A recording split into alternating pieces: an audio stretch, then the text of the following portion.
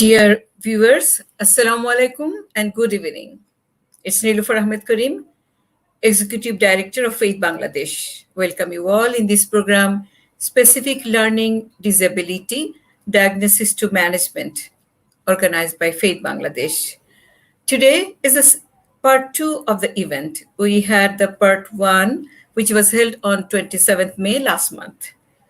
সুপ্রিয় দর্শকবৃন্দ, আসসালামু আলাইকুম। আমি নীলুফার আহমেদ করিম, নির্বাহী পরিচালক ফেইথ বাংলাদেশ। সবাইকে আমন্ত্রণ জানাচ্ছি ফেইথ বাংলাদেশ আয়োজিত ফেসবুক ভিত্তিক আলোচনা অনুষ্ঠান মুক্ত আলাপনে। আমরা কেন এই বিষয় নিয়ে আলোচনা করছি? কেননা আমরা দেখেছি যে আমাদের দেশে শিশু বড় হওয়ার সাথে সাথে বাবা মায়ের মধ্যে ভীষণ একটা চিন্তা ঢুকে যায়। একটা হচ্ছে ভর্তির সমস্যা, বাচ্চাকে কোন স্কুলে ভর্তি করব, তারপরে হচ্ছে কোন মিডিয়ামে পড়াবো, বাংলায় না ইংরেজিতে পড়বে, ভবিষ্যৎটা কি হবে, কিভাবে পড়লে তার ফিউচারে তার এমপ্লয়মেন্ট হবে বা অপরচুনিটিস গুলো ক্রিয়েট হবে। আর স্কুলে ভর্তি করার পরে আবার চিন্তা যে আচ্ছা স্কুলে ঠিক মতো পড়াশোনা করছে তো, যখন সে স্কুলে হোমওয়ার্ক গুলো নিয়ে আসে তখন অনেক মায়েরা দেখে যে ঠিক মতো স্কুলের হোমওয়ার্ক গুলো সে টুকে নিয়ে এসেছে কিনা। যদি না হয় তার মারা আবার দেখা যায় যে অন্যান্য মাদের সাথে ভাব জমিয়ে রাখে, যাতে করে অন্যদের সাথে তিনি আলাপ করতে পারেন, যাতে করে বুঝতে পারেন যে না হোমওয়ার্ক গুলো সে ঠিক মতন নিয়ে এসেছে, যাতে করে মা বা বাবা সেগুলো তাকে ঘরে করিয়ে দিতে পারেন। আর বাচ্চা স্কুলে মনোযোগী হচ্ছে কিনা সেটাও একটা বড় প্রশ্ন। আবার টিচাররা তারা ঠিক মতন আমাদের বাচ্চাকে দেখাশোনা করছে কিনা সেটাও বড় প্রশ্ন। অনেক সময় বাচ্চারাও এসে অনেক সময় বাসায় হয়তো বা কমপ্লেন করে যে টিচার তাকে ঠিক মতন দেখছে না বা তার প্রতি যে আচার আচরণ সেটা হয়তো ঠিক মতো করছে না। বাচ্চা অনেক সময় কান্নাকাটিও করে। আর দেখা যায় যে বাচ্চার যদি দেখা যায় যে প্রথম দিকে না থাকে, তার রেজাল্ট যদি খুব ভালো না হয়, তাহলে দেখা যায় যে বাবা মার কাছে যেন এটা একটা বড় একটা মান সম্মানের ব্যাপার যে না আমার বাচ্চা তো অন্যদের কাছ থেকে পিছিয়ে আছে, মানে ভীষণভাবে একটা কম্পিটিশনের একটা মনোভাব আমরা দেখা যায়। কিন্তু এমন তো হতে পারে যে বাচ্চাটা একটি বা কোনো অন্য কয়েকটি বিষয়ে সে হয়তো ভালো করতে পারছে না, খারাপ হচ্ছে তার ফলাফল, অনেক চেষ্টা করছে, অনেক পরিশ্রম করছে, বাবা মা অনেক পরিশ্রম করছেন, অন্য ক্লাসে উত্তীর্ণ হতে পারছে না, এটাও হয়ে যায় অনেক সময়। এর ফলে কি হয়, যেখানে পরিবার দুশ্চিন্তাগ্রস্ত হয়ে পড়ে সেখানে বাচ্চাটাও হতাশার মধ্যে পড়ে যায়। আর এর বিরাট একটা প্রভাব পড়ে কিন্তু শিশুর মানসিক স্বাস্থ্যের উপর। আর পড়াশোনায় সকলের সাথে তাল মিলিয়ে চলতে পারে না, সে কারণে দেখা যায় যে স্কুলে তার সহপাঠী যারা আছে তারা অসহযোগিতা করে। আমরা দেখেছি অনেক সময় বুলিং করে, বাজে মন্তব্য করে, এমনকি শিক্ষকরাও কিন্তু অনেক সময় কটু কথা বলে যে তোমার মাথায় কোনো বুদ্ধি নাই, তুমি কিছু পারছো না, কিছু শিখো না, খালি এই পড়াশোনা করতে পারছো না, এভাবে তাকেই দোষ দেওয়া হয়। এবং পরিবার থেকেও বাচ্চাটার উপরে কিন্তু দোষ দেওয়া হয়। ভীষণভাবে মানসিক চাপে পড়ে যায় বাচ্চাটি। আর কেন পারো না, পড়াশোনায় মন নাই কেন, তার পিছনেও কিন্তু অনেক কারণ থাকতে পারে, কিন্তু সেটাকে আমরা কখনো তলিয়ে দেখি, যেটা আমরা বোঝার চেষ্টা করি না। আর এটার যার মাঝে আমরা দেখতে পাই যে একটি হতে পারে যে specific learning disability. This issue, specific learning disability and its management, is somewhat new in Bangladesh. So today we'll get ideas from these experienced people, our guests. Last time, after the first program, first event, we received feedback from viewers. Many had no idea that it is a problem. They now wanted to know how to identify the weaknesses, how to overcome the weaknesses. This question have arisen in the minds of many of the viewers. আর সেখানে এই জন্য আমরা আজকে জানবো আমাদের যারা আজকে অতিথি বক্তা আছেন ওনারা এই বিষয়ে ভীষণ অভিজ্ঞ, জানবো স্পেসিফিক লার্নিং ডিসেবিলিটি এর নির্ণয় এবং এর চিকিৎসা সম্পর্কে। আর আজ আমাদের উপস্থিত আছেন যারা গতবার আমাদের সাথে ছিলেন, তারা তো জানেন কারা ছিলেন, তবু আমি আবার পরিচয় করে দিচ্ছি কারণ আজকে হয়তো আমাদের বেশ কিছু নতুন ভিউয়ার্স আছেন। Today we are fortunate to have some very experienced people in this issue. They were in our last month's program also. Mr. Johir Ibrahim, trainer, eye care professional with a special interest in learning disabilities in the autism spectrum. He is joining us from UK. Hello, good afternoon. Good afternoon. And I think today now Dr. Himani Narula, she joined us from Delhi. She is developing behavioral pediatrician and adolescent mental health expert. যেহেতু এই বিষয়টি আমাদের কাছে বেশ নতুন, তাই বিষয়ে বিশেষজ্ঞদের কাছ থেকে আমরা আজকে জানবো এবং তাদের কাছ থেকে আমরা একটা প্রেজেন্টেশনও দেখতে পাবো। তো since specific learning disability is diagnosis and management quite a new subject to many of us, especially to parents and even to teachers, we will have some idea from the experts, our guest speakers first, and then after the presentation, we'll invite questions from you. Please write the questions in the comment box. আমি সবাইকে অনুরোধ করব, আপনারা প্রথমে আমাদের presentation হবে এবং এই প্রেজেন্টেশনের পরে আপনাদের অবশ্যই প্রশ্ন করার সুযোগ থাকবে এবং আপনারা আমাদের কমেন্ট বক্সে আপনারা আমাদের সাথে শেয়ার করতে পারেন আপনাদের যেগুলো প্রশ্ন, সেগুলো আপনারা যদি প্রশ্ন করেন তাহলে আমাদের অতিথি যারা আছেন গেস্ট স্পিকার তারা প্রেজেন্টেশনের পরে আপনাদেরকে এই প্রশ্নগুলোর উত্তর দিবে। So I would now request I think first Mr. Johir to take the lead and you can present the slides one after one another on this subject, and after the presentation I was telling the audience that we'll have the opportunity to ask questions. And another thing to our viewers, যে আমাদের যেহেতু আজকে যারা guest speaker আরো দু একজন আমাদের সঙ্গে জয়েন করবেন, এখনো জয়েন করেননি, একজন আপনারা জেনেছেন ইংল্যান্ড থেকে, ইউকে থেকে একজন আমাদের জয়েন করেছেন, নিউ দিল্লি থেকে, কাশ্মীর থেকে এবং কলকাতা থেকেও জয়েন করবেন। তো আমাদের ইন্টারনেটে আমাদের কিছু প্রোগ্রাম সমস্যা হতেই পারে এবং বাংলাদেশে ঢাকাতেও কিন্তু বৃষ্টির জন্য আমার গতকাল একটা প্রোগ্রামে বেশ ইন্টারাপ্ট হয়েছে। তো আপনারা ধৈর্য হারাবেন না, আমরা চেষ্টা করব যাতে করে আমরা সবসময় আপনাদের সাথে কানেক্টেড থাকতে পারি এবং যদি কেউ ডিসকানেক্টেড হয় উনি অবশ্যই চেষ্টা করব খুব তাড়াতাড়ি একজন আরেকজনের জায়গা নিয়ে উনি প্রেজেন্টেশনটা শুরু করে দিবেন। আর আমরা অবশ্যই আমি তো আপনাদের সঙ্গে যদি ইন্টারনেটের কোনো হঠাৎ করে কোনো সমস্যা হয়ে না যায়। So now we are starting. So over to you, Mr. Johir. Thank you very much. Am I audible? Am I audible? Can you hear me? Yes, we can. Yes. Perfect. Okay. Thank you very much, everybody, and welcome to this evening. I'd like to thank Faith Bangladesh to allow us and invite us to come over and go through another presentation, which is part 2 to the previous presentation we did a couple of weeks back on specific learning difficulties. Now, first slide, please. Okay. In the last program, we looked at what specific learning difficulties and their origins is what we looked at. Okay, where do they arise from and what are they? So from the first part, we saw that specific learning disorders are sensory and cognitive based. We also saw that they are spectrum disorders. They affect learning. They are comorbid with one another, and they cross over with one another. So I'm looking at, as you're looking at the page, it's the left-hand side, and it's the 5 points on the left-hand side is what I was reading out at the moment, in summary. Then we go over to the right-hand side. They affect each individual differently. Behavior seen is a masking behavior. Crossovers can happen in different combinations. They give rise to different traits.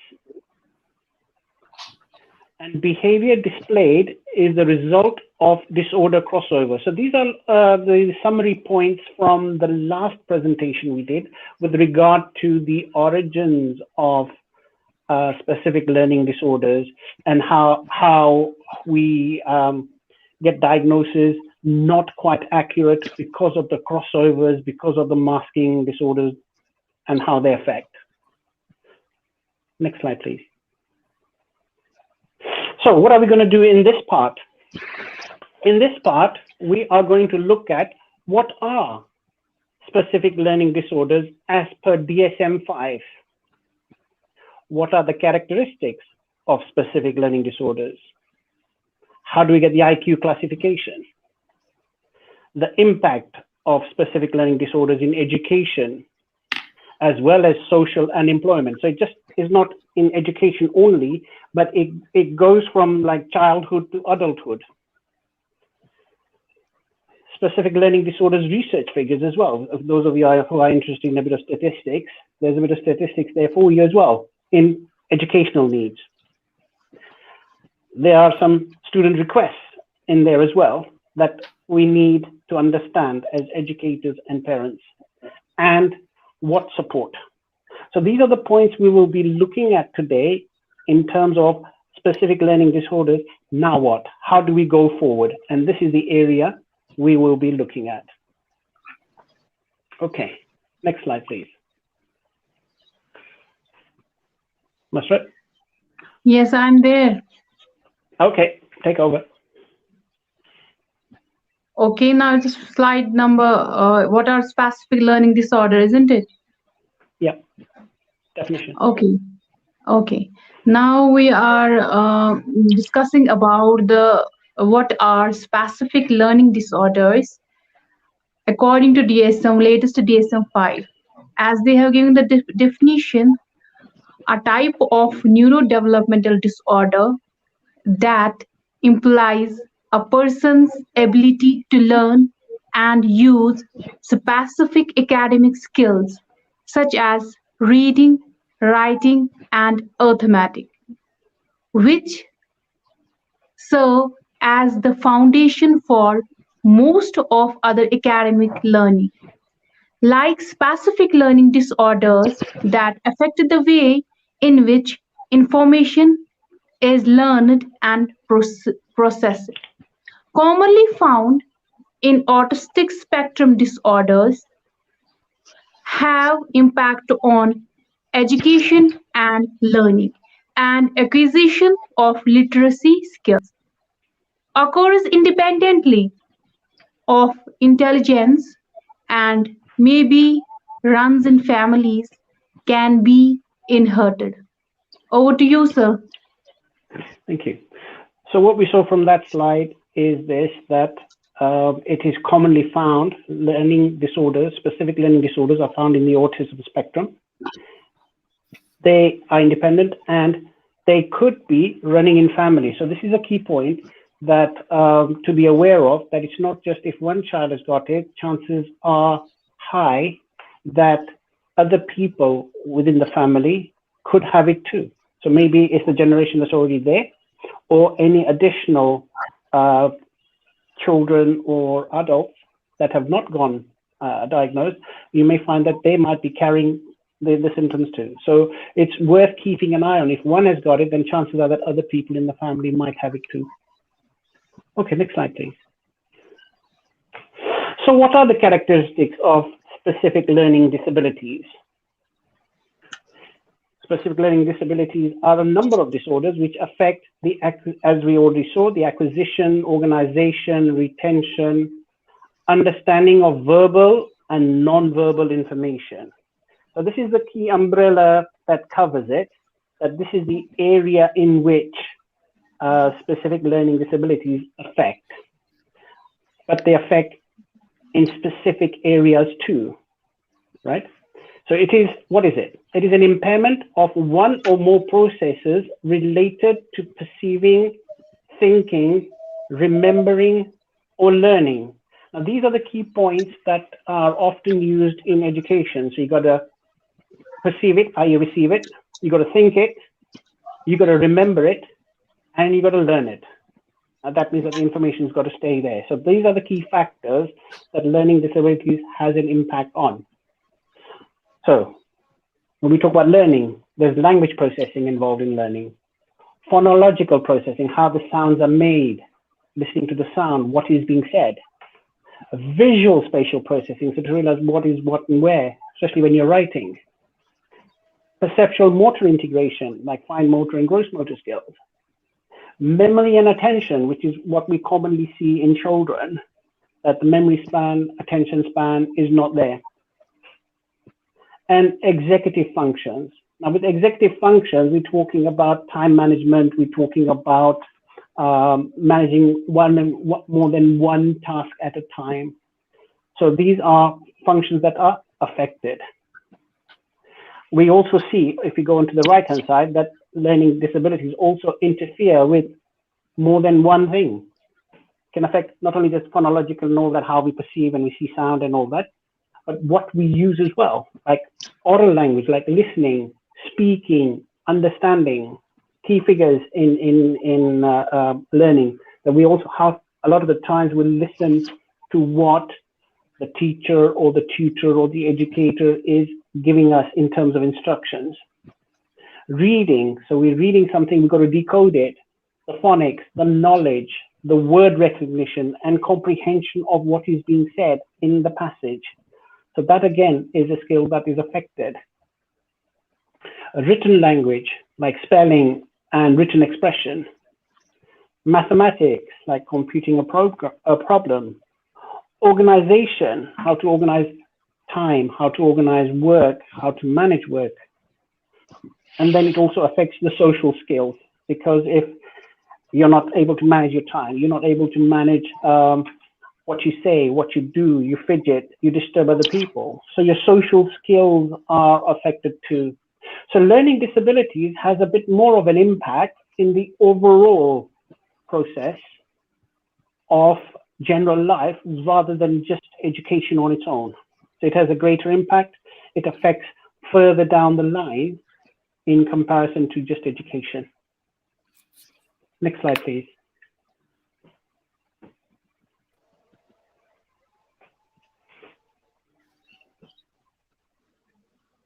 Okay, so IQ classification.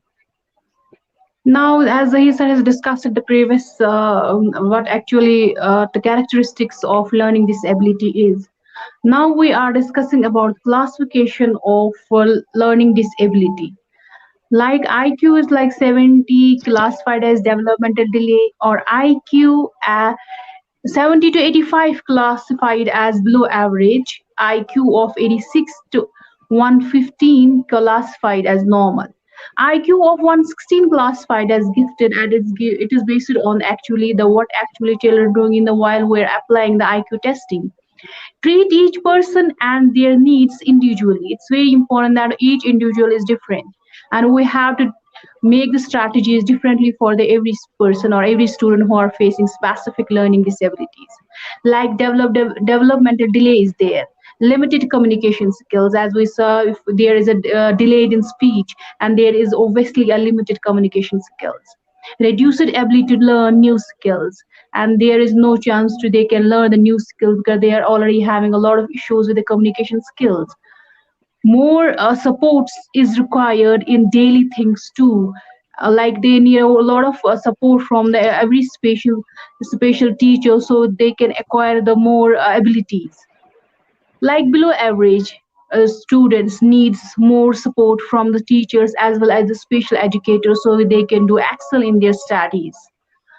Benefits from 1:1 care is very important in the classroom. If the teacher is finding that the student are not doing well, they must do the individual attention, and there is 1:1 ratio between the student and the teacher so that he can concentrate, focus, and study well. Accommodation of classroom is very important, how they accommodate the children in the classroom. And this is now the normal children also like requires a little support. If the IQ is below average or a normal, they require really limited type of support from the teachers and from the special educators so we can furnish their abilities also. Classroom accommodation is required here. Gifted requires some accommodation. If we found the IQ is genius and above the average level, then gifted children really need a little support from the students. Now, if you can focus on this diagram, like developmental delays there, below average students are there, normal, gifted, they all are faced, the main focus, they are all faced with the specific learning disability. Now, over to you, Zahir sir. If you want to add more, you can. It's ideally we need to look at the IQ levels, and according to that we need to bring in the strategies, the plans for the child, individual. So individually, these are the areas we need to look at in order to work out what accommodations are required as part of the educational plan for that particular child. Yeah, Next slide, I would like to add something here, Mr. Zahir. I would like to add something for the audience. It's important for us to understand that most of the children who have specific learning difficulties, or in fact all of them who get a diagnosis of specific learning difficulty, have average IQ or above average IQ. They are not low IQ children. That's a myth. When we say specific learning disability, then the first criteria which has to be met is that their IQ is in the average range, and it has to be above 80 when we call it as specific learning difficulty, right?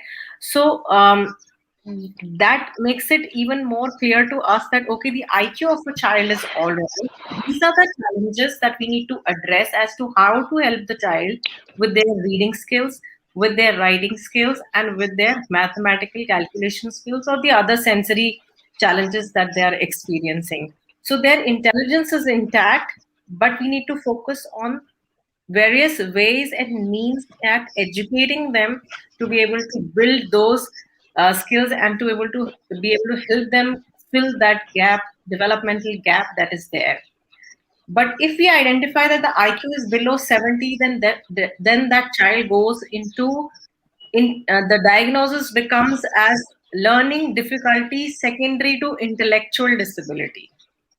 Then we are out of the diagnosis of specific learning difficulty. So there are two terms: learning disability, specific learning difficulty. We need to keep them separate. Learning difficulty is a broader term. Specific learning difficulty is if the IQ is low. Learning difficulty is secondary to intellectual disability. If the IQ is normal and still the child is facing academic challenges in reading, writing, mathematical calculations, and other sensory motor issues, then it is called a specific learning difficulty. So that's how we would separate it out.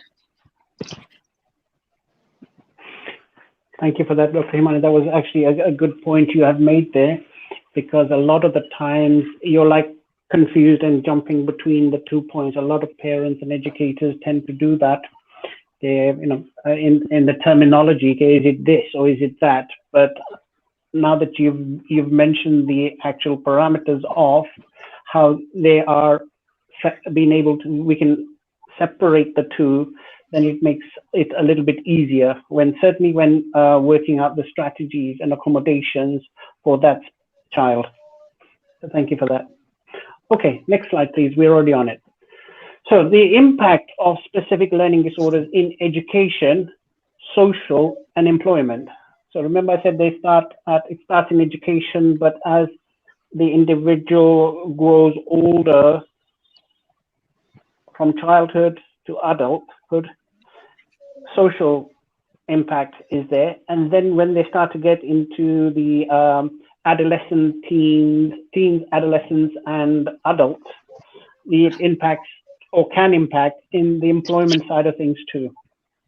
So we know, if we look at the diagram on the left-hand side, that there are common characteristics between disorders, comorbid with other disorders, impact individual differently, and the coping of the individual depends on strategies developed for them or they have acquired. So it's a bit of both, something that has been taught to them, or with time they have started to learn to cope with it themselves. So these are the areas that we will just sort of like highlight a little bit on with regard to impact of in education, social, and employment. So if you look at the academic side of it, it affects the individual in different ways because there's a different combination of disorders that could be possibly present in that individual. Language processing disability, which makes reading and writing slow and challenging. Memory issues make students listen, if for that, they need to listen to text and repeat spoken words many times. More time for processing information before answering, affecting in participation of class discussion. So sometimes when you see a child is reluctant to participate in class activities or question and answers and things like that, then you find that maybe he's not able to comprehend what is being said. Maybe he's not able to process what is being said as quickly as what the other children do, and may have a language issue. So these are some aspects that can affect the education side of it, which is related to learning difficulty. They might have other comorbid disorders present, like ADHD, making it difficult to focus and pay attention, which is critical in education, that you've got to be able to sit and focus and concentrate to what is being said. So on top of not being able to hear it properly, not being able to process it properly, you have this issue as well, then chances are that the child may not be able to comprehend what needs to be done in classroom. Now this moves on. So this is just a basic overview in the classroom. It then moves further still when we talk about the social and employment difficulties that they have. Person with specific learning difficulties may have attention deficits, has difficulty maintaining relationships and employment. So if they're not able to cope with the environment, they might have social issues. If there are social issues, they might not be able to cope with other people around them. Bullying is quite common. A lot of people may have seen that. So that makes it difficult to maintain a job. So employment becomes difficult. Organizing skills may be very difficult, which if they've got the executive function issues, then organizational skills, which is needed in employment, may not quite be there. And in the harsh environment of the world, let's call it that, the employers are not as understanding to say, you know what, I think he's got a learning difficulty, so let's be a little bit more tolerant and lenient with him, or her for that matter. They want to be instant action by the individuals, and the employers are not as compromising. So if they're finding organization difficulty, impulse control may be difficult for some of them.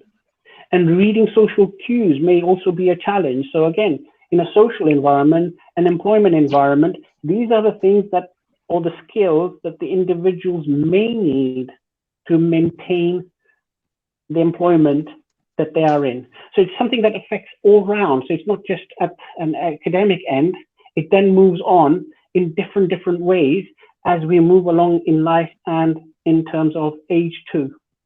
Next slide, please.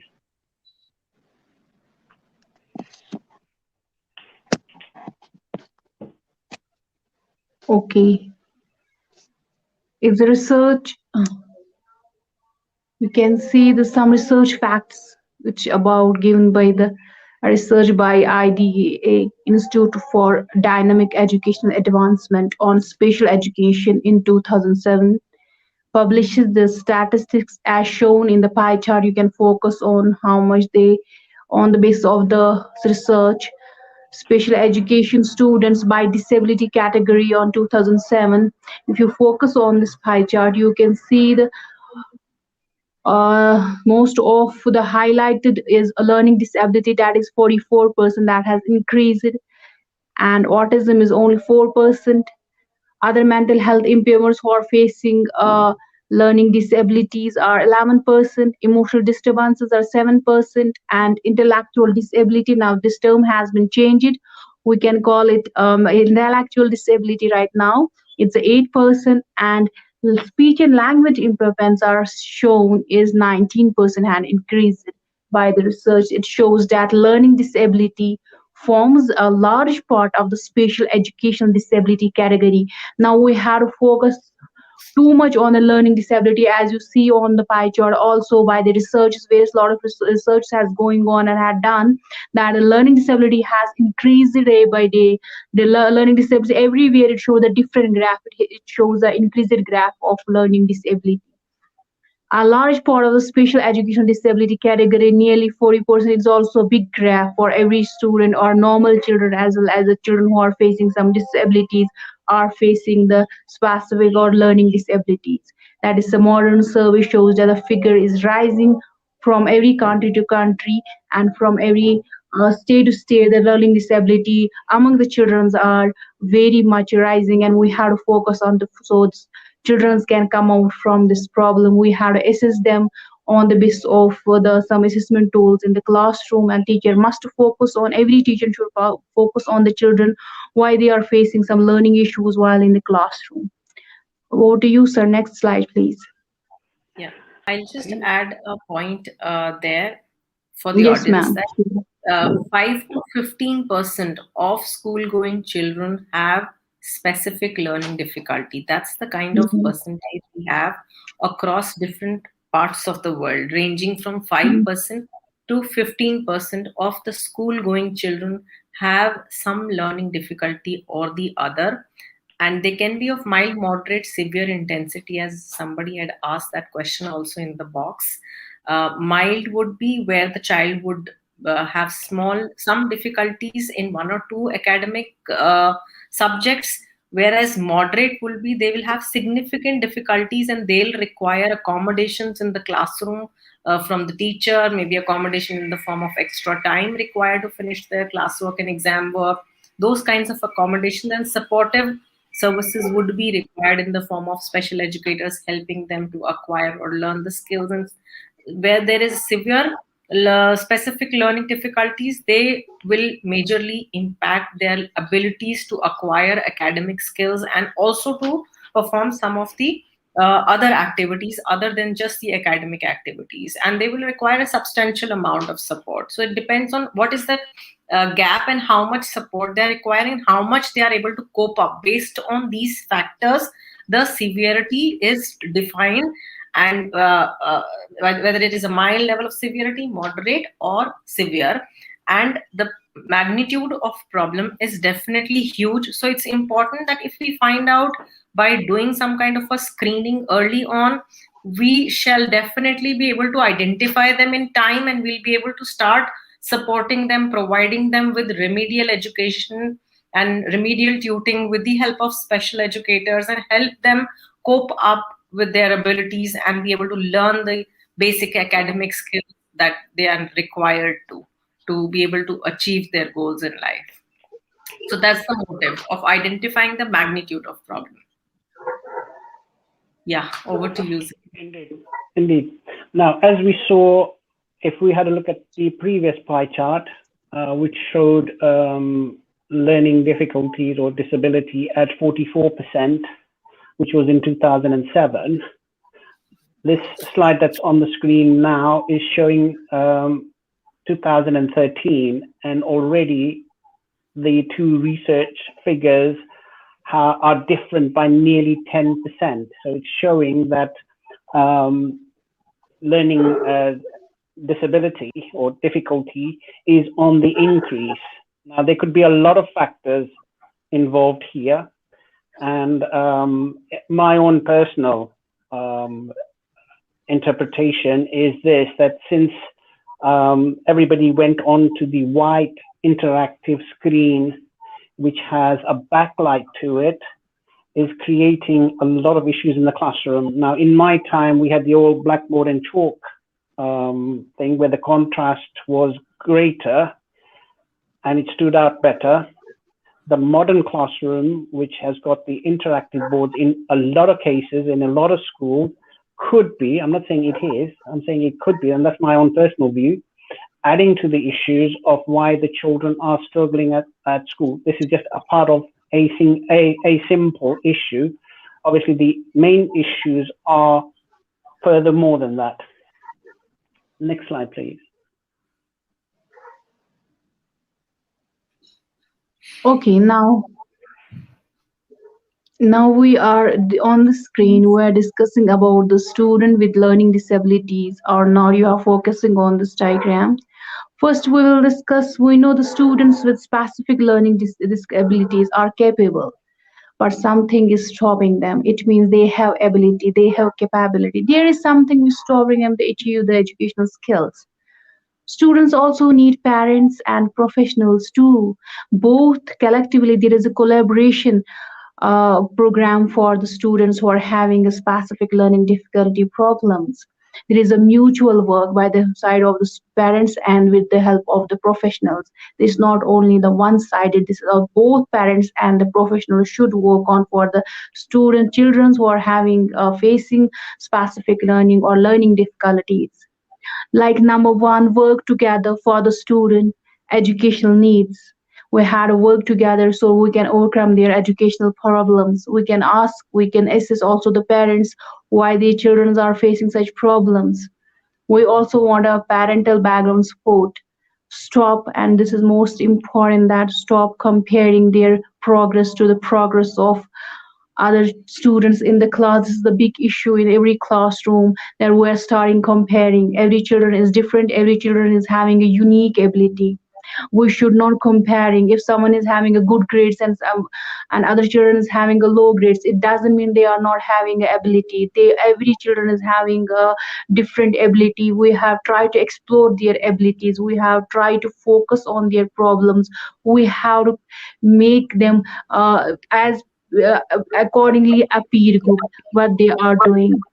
Stop pressurizing. Most of the teachers, and unfortunately maybe in the classroom or from the parental side, they pressure the student, then why don't you do the same as your classmate are doing, why don't they get the good grades. This is also problem which also creates the stress among the students, and they are not doing well in the classroom or mostly are in the examination, or they are struggling, they are already struggling a lot of problems. They have coordination problems, they have perceptual problems, they are sometimes are not able to do the same as teacher describe it to them. So they have already in the stress, when there is a more stress from the parental pressure, so they are really giving us a low grades at the time of the examination. We have to focus such issues, like let students work to their strategies and pace. We have focus on the strategies and strengths of the students. What actually this children wants, he is an excellent maths, whether he is excellent in writing, whether he is doing excellent in reading, and whether he is doing excellent in any ability, painting, music, whatever. We have to try to explore their abilities. We have to give them some pace, give them care. Care is very important from the teachers, from the parents. It's not only the children are only meant for the study. We have to just care them. They are very delicate, they are just a blooming buds, they are the future of our country. So we have to focus the students more. We have to we have politely deal with them. Support and right accommodation is very important. It has been based on the by the will of the special educator. There we need a special educator, psychologist, a developmental therapist will collectively make the accommodation according to the need and the severity of the children. both at home in the classroom. It is very important and it is very necessary. Both at home and the classroom settings are very important. We have to make according the children needs. Like if you see on the diagram, because of the things for sure, like students with learning disabilities are not like they are not lazy, they are not incapable, they are the notions like the learning disability means that they are not able to do anything, like they are looking for excuses, getting away the something, bringing other students down. And they're not dumb, they are not retarded, they are not intellectually backward, but we have to do the focus on the children who are facing very much about the learning specific learning difficulties. If someone wants to add, they can. Himani ma'am, if you want to add something, you can. Yeah, I would want to add because one of the parents said, what is the role of parents here? So Yes, the yes. role of parent is to be able to first understand that it is not the incapability of my child. My child is not dumb. My child is not intellectually disabled. My child is not mentally retarded. So my child has normal average IQ, but he's facing some challenges in reading, writing, and mathematical calculations, and some certain other. So if the parent can understand the child, then they will be more emotionally be able to understand what the child may be going through, because the child has a lot of pressure of performing in school, of being equivalent to the peer, and of being able to prove themselves that they are equivalent and can do everything.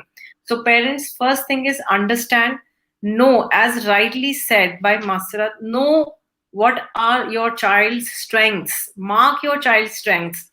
Your child may be good at playing a musical instrument, they may be very good at painting, they may be just Right. simply extraordinary in singing. So mark that extraordinary strength in your child, or whatever strength they have. Some children have excellent orational skills. They have difficulty in reading, writing, but they can simply memorize, and they have excellent orational skills. And just simply on the grounds of orational skills, they can do a lot of things, and they can participate in debate because they can hear and learn, and they can reproduce. They cannot read, write, or do calculations, but at the same time, so marking your child's strength and harnessing, nurturing that strength is what a parent can do, because parent is the one who will first come to know ki, this is what is the best in my child. And this is, and when once you harness that skill, your child starts getting that confidence. Oh, if I can't do this, doesn't matter, but I can do this much better than others. So that builds a lot of confidence in your child, and that confidence will keep their self-esteem good. They will not have other comorbidities like feeling low self-esteem, lack of confidence, then gradually going in depression, or being anxious of not being able to perform. So harnessing that strength is extremely important, because it will avoid a lot of things for them, and it'll keep their self-esteem high. Indeed, if I can just add into the point there, if we saw the earlier slides on the statistics, it also showed that there was sort of mental well-being. Thank you. That's what I'm talking about. Mental well-being is also included in this survey. So children in education, or adult education, or teenage education, on top of a learning difficulty, they are also bringing in other things like mental well-being, as Dr. Himani said, the self-esteem and confidence, the psychosocial side of things is affected. And then if there is no support from home and in the classroom, they start to struggle even more, because for a child who's struggling at school, he's sort of like, call it fallback, is at home, okay? That the support will come from home. If the home is not supporting the child, then where does the child go? So this is why it is very important that both the school or the education system and the home system have got to work in tandem with one another for the benefit of the child. Next slide, please.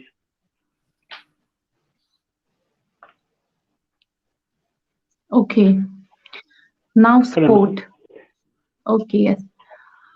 Now this if this you can focus on this picture, what it depicts, you can understand it very well. This is the achievement of the children who are having some specific learning issues. This is the achievement type of a student. Support is very vital for children, which we already discussed it in the previous slide also, with specific learning disability to achieve their dreams and fulfill their parents' expectancy. This is very much important and comprehensively must understanding by all the parents what actually children needs. As we discussed it, it is not only that they are only good or excel, they must be good in excel in the studies. There are a lot of skills, there are a lot of abilities, but they need some little push so we can explore their new skills, new ideas and new abilities. This can only be done with the right provisions in place, like this is only happen when we'll provide them a very feasible environment and according to their needs, severity, like structured educational support. Like this is very much important, we provide them a structured, a systematic educational support by the side of the school, in the classroom and at the time of the teaching, so the student doesn't face any problem. They can achieve the environment according to their need. Rigorous educational individual educational plan, as we discussed it is already in the previous webinar, like this is only we frame by the consent of individual educational plan, is a curriculum, is a part of a syllabus.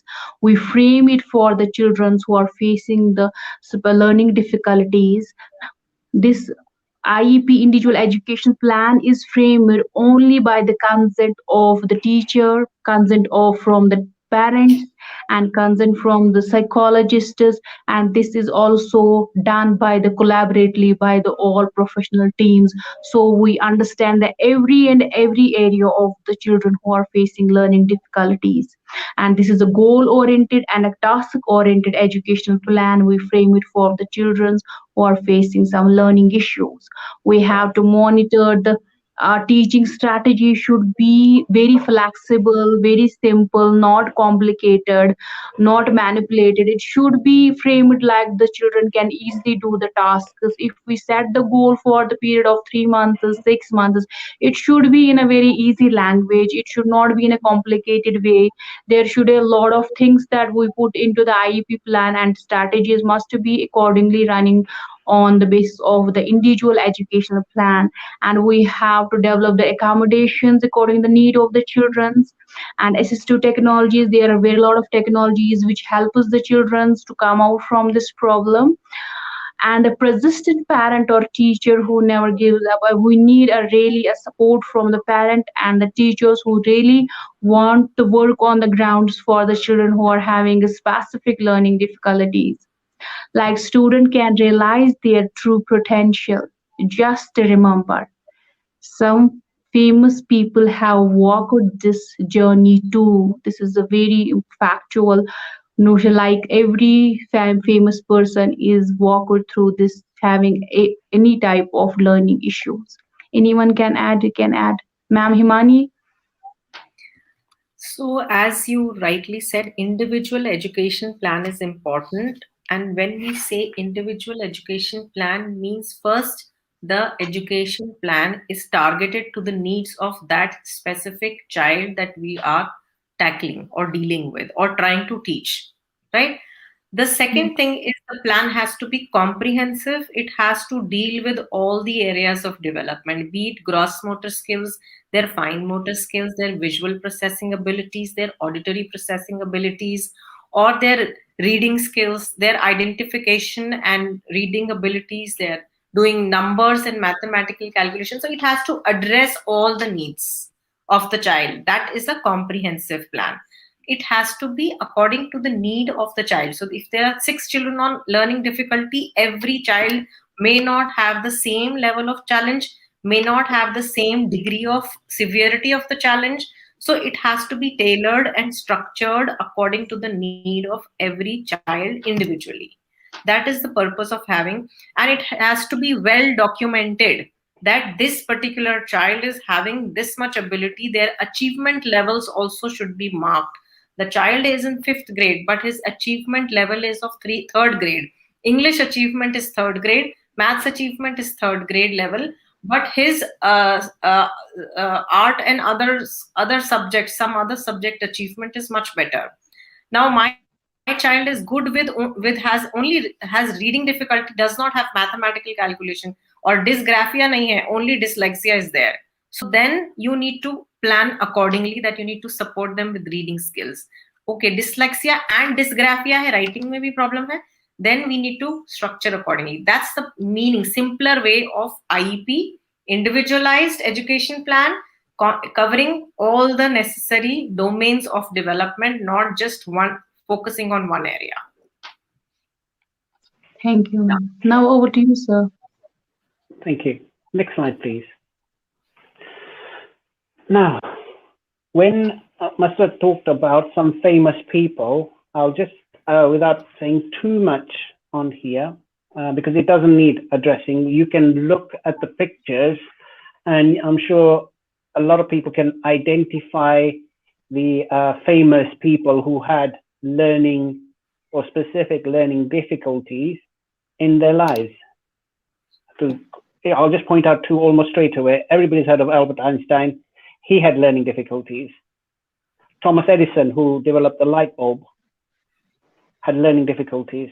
So you can see from the pictures, and if you can identify some of the people you have seen, be it on telly or in the textbooks, they are all there. And there's a big list of some really incredible people on here who had a learning difficulty. So what this picture really summarizes is this, that if your child or person in your family has a learning difficulty or a specific learning difficulty, that does not mean that they are useless and they can't do anything. Look at these people who were thought by the world, right, that they were no good, and yet they have done something that till I would say my lifetime will still be there amongst the history to say they had achieved something and have left the world with something.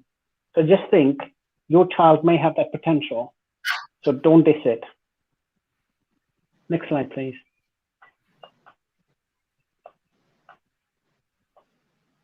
Now the slide is sir, for what learning difficulties does your child have? So we move on now, if we can, to the next slide, which is part 3. So we're now going on to part 3. And here we go. So let me come back to you. So in part 2, what did we see? We saw specific learning difficulty affects academically. It affects in employment. It affects in personal relationship. Impacts each individual differently. It affects in special education. Learning difficulties are the highest percentage.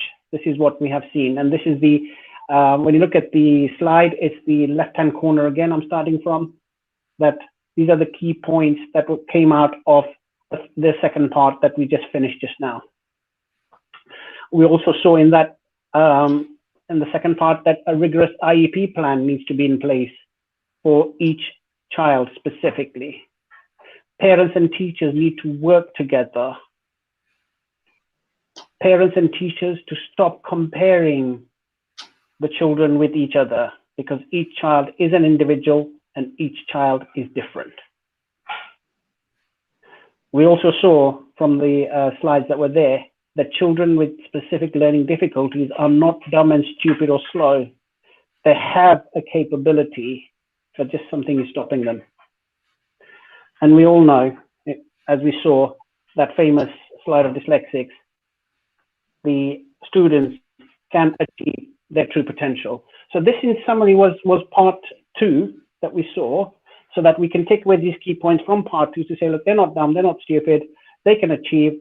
It's impact them differently, but if we put the right strategies and the right plans in place, we can realize the potential of the children. Okay, next slide, please. So how do we go about it? So we realized, we've worked out, okay, so I have a child, he's got a learning difficulty, we need to put something in place, but what has the child got? That's something we need to look at. And this is what parents need to be investigative about, to know what the child has got. So to start off with, they've got to try as best as they can to identify what types of learning disabilities does the child seem to be showing or showing traits of. Recognize the core symptoms that are being observed, okay, and the traits that are displayed. Look at the patterns of behavior. Okay, so somebody who's fidgety or whatever, we've got to look at the patterns of. Monitor the child for a few months to form an opinion. So you've got an idea that I think he's got a learning difficulty, but just observe him and see initially what he's showing, what traits he's showing. So say, okay, so I think as a starting point, that could be possibly present there. From the observations made, so this was the point before, work out learning style.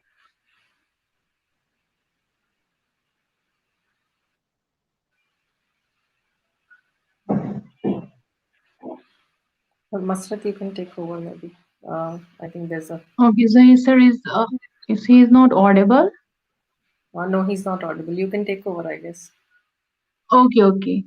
Recognizes the core symptoms he discussed. Monitor the child for a few months to form opinion of what type of specific learning difficulty the child student might have. You have to monitor for 1 month, for weeks. Actually, you try to observe the behaviors of the children who are facing some problems, so we can come to know what actually child faces. We should not we should not be too hurry to diagnose the children as having some issues. We should take time. We should keep the children on the observation, from the observation of parents and the teachers and the special educators too. From observations, what we need. Work out your child's learning style. We should work out if the children is having some learning issues. We should work with the help of strategies, with the help of IEP plans, with the help of audiovisual aids, with the help of concrete materials. We should try to make the student easy so they can learn well. The learning strategy and the accommodations need at home and the classroom too, as we already discussed it in the previous slides too. Himani ma'am, if you want to add anything. No, I guess we can move on to the next slide. Okay, next slide, please. Now, specific learning disabilities. They are based on the two factors. One is cognitive and another is sensory. They are two main causes on which the specific learning difficulty is based on. Next slide, please. Next slide. Am I audible? Yeah, you are audible, but I guess this slide is hanging. Yeah, next slide, please. Yeah. Okay. Now, this slide is all about the types of learning disabilities. Now, number one is dyslexia, that we have talked about a lot of. Dyslexia is the difficulty in reading, problems like reading, writing, spelling, speaking. Number two is dyscalculia. It is a problem the children is facing while they are doing the maths. They are not understand mostly the symbols of the maths, subtraction, division, addition, multiplication. Problems doing with math problems, understanding time and using memory is also with this dyscalculia. Number third type of learning disability is dysgraphia. It is actually a writing problem. Children are facing eye-hand coordination problem where they start writing and they are making a lot of spaces when they are writing any sentences. They are facing the right, left to top, bottom difficulties when they are starting writing. like problems with handwriting, spelling, and organizing the ideas as well. Now, another fourth disorder, the type of learning difficulty is dyspraxia. It's sometimes a rare type of disability. Dyspraxia also based on a sensory integration disorder, where the children faces a lot of problems. They are not how to use properly the sensor, which is responsible for the learning, difficulty with fine motor skills, and problems with eye-hand coordination, balance, and manual dexterity. Like next is dysphasia or aphasia, difficulty with language. Children are having really issue with a language problem, and that becomes a problem for them to read properly. Problems understanding spoken language, poor reading, and comprehension. Sometimes they are not able to comprehend the sentences and words very well because their language, there is a lot of language issues with the children who are having a dysphasia or aphasia. Now, another learning disability is auditory processing disorder, difficulty in hearing differences between sounds, problems with reading, comprehension, and language, visual processing disorder, like it's a quite common, like children is facing a perceptual problems while they are reading, writing, or making any calculation, difficulty in interpreting visual informations, problems with reading maps, charts, and symbols and pictures too. The children is having such type of learning difficulties. Next slide, please.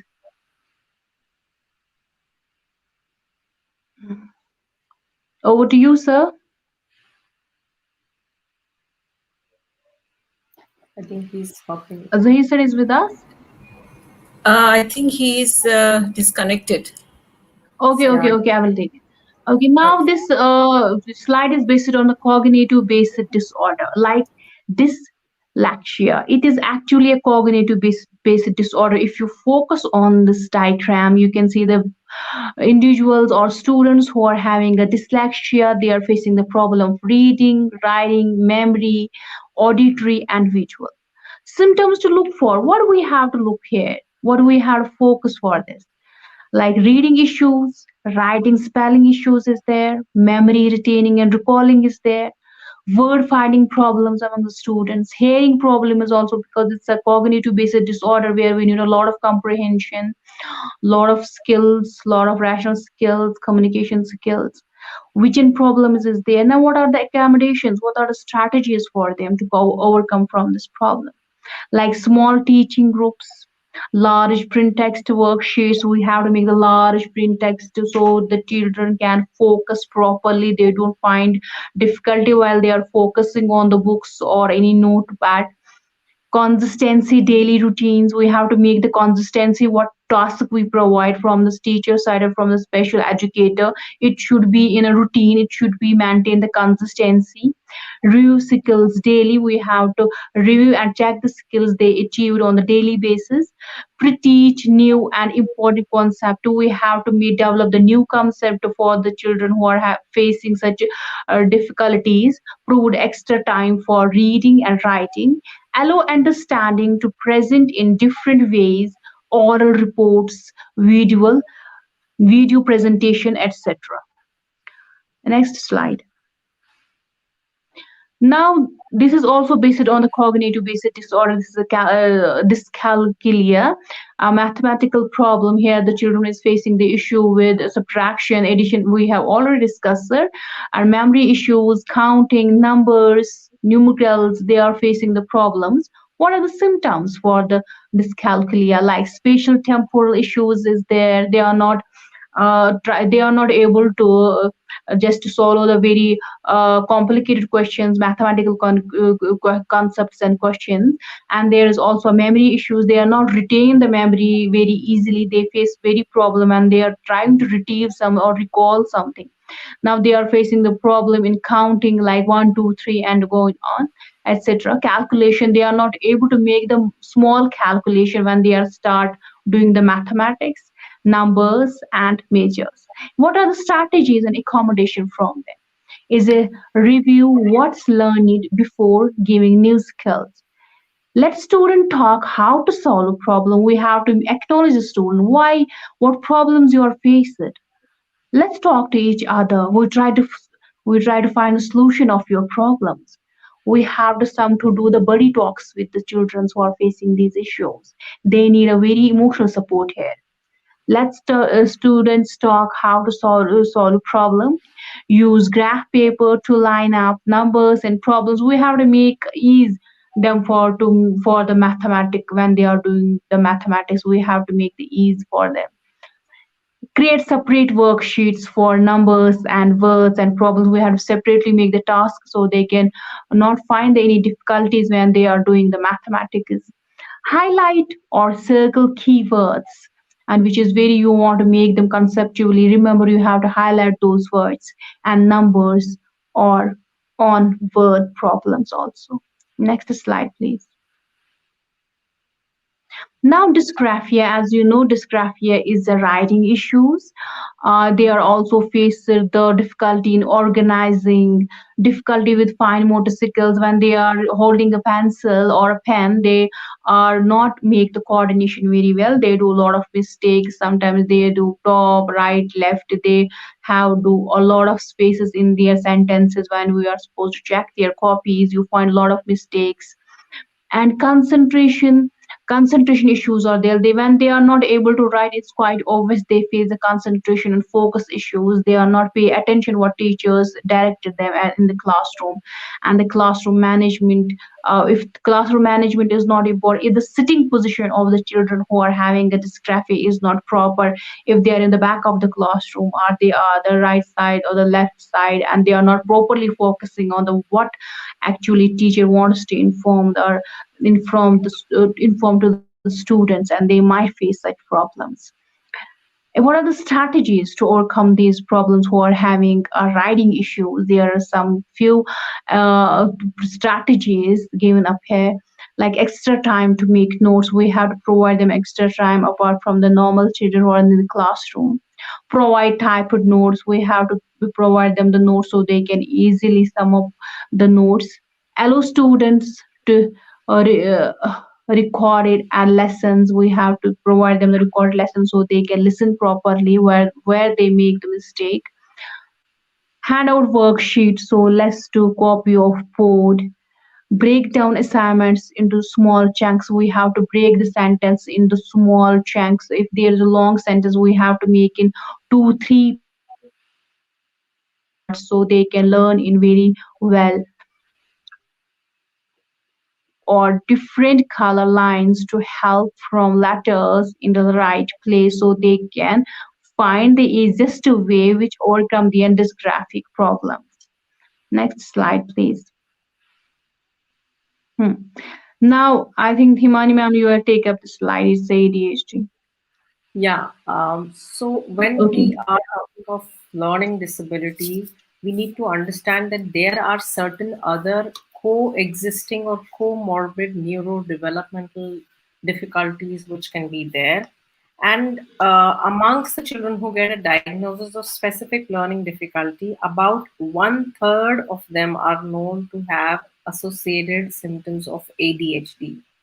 So what is ADHD is attention deficit hyperactivity disorder, where you will have primarily symptoms of inattention, impulsivity, as in not being able to control their impulsive instinct, and without thinking of the consequence, they will act.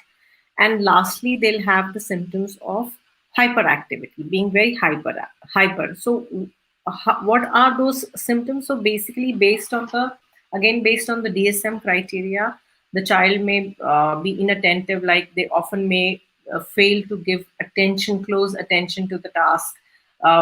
They will simply overlook the task and try to finish it off quickly.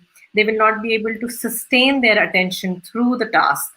And when you're talking to them, you will find that they are not typically listening to us and mostly engrossed in their own things. They may not follow through the instructions at the workplace. They may often find difficulty in organizing a task specifically. And activities like if they have to go to the school and parent has asked them, okay, from tomorrow your schools are opening and you need to be prepared. So even preparing their bags or their assembly, collecting their stuff which is required to necessary stuff, they won't be able to organize that. They won't be able to plan, organize, and execute things. So they often would dislike or would be reluctant to engage in organized activities or doing schoolworks and homeworks, and would not want to sit through lengthy papers. They would just want to get up or just go out, take a round and come back again and sit for the paper. So those kinds of inattentions would be there. They are very frequently, they would lose their things. Kabhi pencil kho gaya, kabhi eraser kho gaya, kabhi pen, kabhi water bottle, kabhi tiffin. Something or the other they are losing when they're going to school. Often the necessary things which are required, like the keys, the wallet, or whatever papers are required, or sometimes their glasses, their mobile phone, they're just so forgetful, they can forget anything. So, and they very quickly get distracted. Even if there's a small sound and they're writing, and they'll get distracted to what is happening around them. So that's the kind of inattention they have. They will be even forgetful about doing their daily chores. Like in the morning, they have to get up, they have to brush their teeth, take a bath, and they would forget.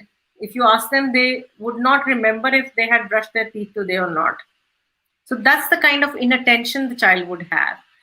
And then coming to hyperactivity, they will be fidgety. They won't be able to sit through in a class or for a few minutes or a 45 minutes or 30 minutes class also. They'll keep swarming. They'll keep moving like this squirming in their chair. And they would often want to leave the class. They would not be able to sit through the lecture. They would want to leave the class again and again. They would be found running excessively, climbing in situations where they are not expected to climb. They would be climbing there. They may not be able to play in turn-taking activities, leisure activities, or in activities where they need to wait for their turn to come. Often, parents would say, it is as if my child has got a motor. He's driven by a motor. This is the kind of challenge that the parent says, or the teacher would say, that my child seems to be driven by a motor. And they are just not able to stop. They will be over talkative. They will blunt out answer even before the question is completed, and may often have difficulty in waiting. They will be so restless that they can't wait for their turn. They'll keep interrupting and intruding. If two adults are talking, they'll keep intruding you. Even if you tell them just wait for a minute, they won't be able to wait for that long, and they'll keep intruding in between the conversation. So those are the kinds of symptoms if you observe along with learning difficulty. And these symptoms again have to be present from early childhood, that is before 12 years of age. They have to be present in two situations. It's not that the child is like that at home, but the child is not like that in school. Then it is not ADHD. But if the child is having these set of symptoms in two locations, two places, like school also, or maybe at home, then they justify the diagnosis. And these symptoms have to interrupt their regular activities, like everyday activities, their academic skills, their social engagements, their social activities. So when these skills are interfering, and they are not secondary to any mental illness like schizophrenia or any kind of a mental illness or a psychosis, anxiety disorder, they're not secondary to that. So when such set of symptoms are present, and we know that 1/3 of our children with learning difficulty can have associated ADHD. So medically, when we have to go ahead and teach them or remediate them or want to provide them with some kind of an accommodations, the first thing we have to do is we have to manage ADHD before we start giving them the learning skills. We have to control the symptoms of ADHD first. We have to make the child sit in the class to be able to teach them further strategies of how to read and write. So how do we manage ADHD for a child who's younger than 6 years? Mainstay of treatment for managing these symptoms are therapy. You do physical therapy, like occupational therapy based activities. You do a lot of behavior modification techniques with a clinical psychologist who will work with the child, or a counselor who will do a lot of behavioral management techniques. So you manage them more through interventions and through counseling sessions. Whereas a child who's above 6 years, you can medically manage them with medication, because there is a neurotransmitter imbalance in children with ADHD. If you give the medication, you can actually reduce the hyperactivity, inattention, and impulsivity. The child is ready then to be able to learn. So they say, after the consensus guidelines that we have across the world, they say after 6 years of age, you use medication as the primary method of intervention, and associated with that, layering up the child with behavioral modification techniques. Once you have managed ADHD, then you move on to start, and then you can actually teach, because now the child is ready to sit, pay attention, focus is there. Then you can start teaching them use various strategy to build their reading skills, writing skills, whatever accommodations we want to give them. Those have to be done. Amongst the behavior strategies, some of them are very well written here, is give directions, very clear directions. This is acceptable, this is not acceptable. Keep the instructions very simple and clear. Don't give lengthy scolding episodes to your children. Just be very clear, assertive, and firm in simple language. This is not okay, this is not done, I do not expect you to do this next time, is something you can say. Talk through take their behaviors one by one. Don't try and say, no, don't do this, don't do that for everything. That doesn't help. You're negatively reinforcing, but you're reinforcing the behavior, the negative behavior also. So don't do that. If they do even once a good behavior, acceptable behavior, reward it. Reward need not necessarily be in the form of gifts.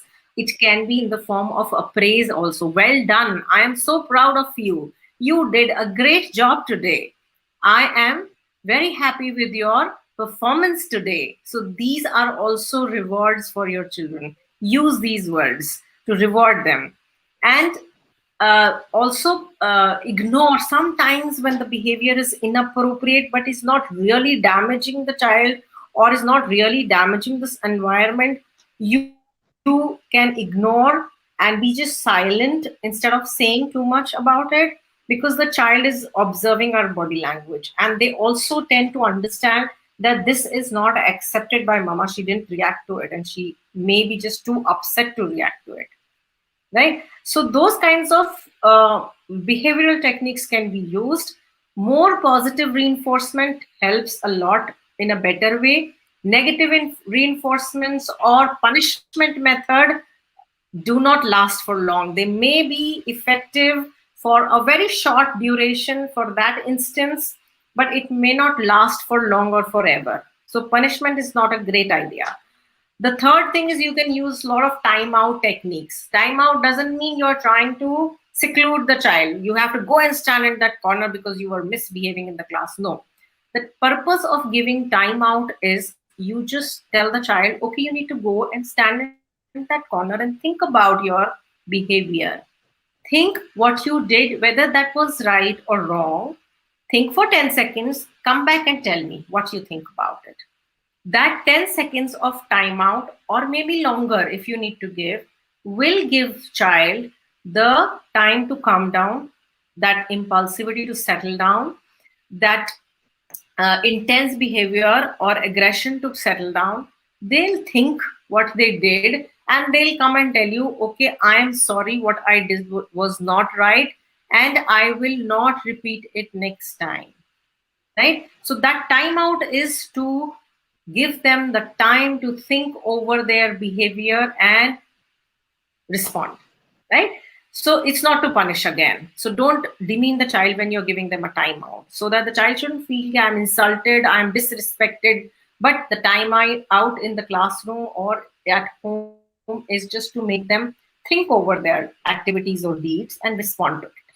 So that's something that we can do with a child on ADHD. Manage ADHD, it's very important, because otherwise you will not typically succeed in doing, if you're doing remediating your child with a special educator is working on reading, writing skills, but the child is so fidgety and hyperactive and you haven't treated ADHD, then you won't get those kinds of results that you're expecting. So this is a very important comorbidity which we need to learn and manage simultaneously. If I can just add a couple of points on here.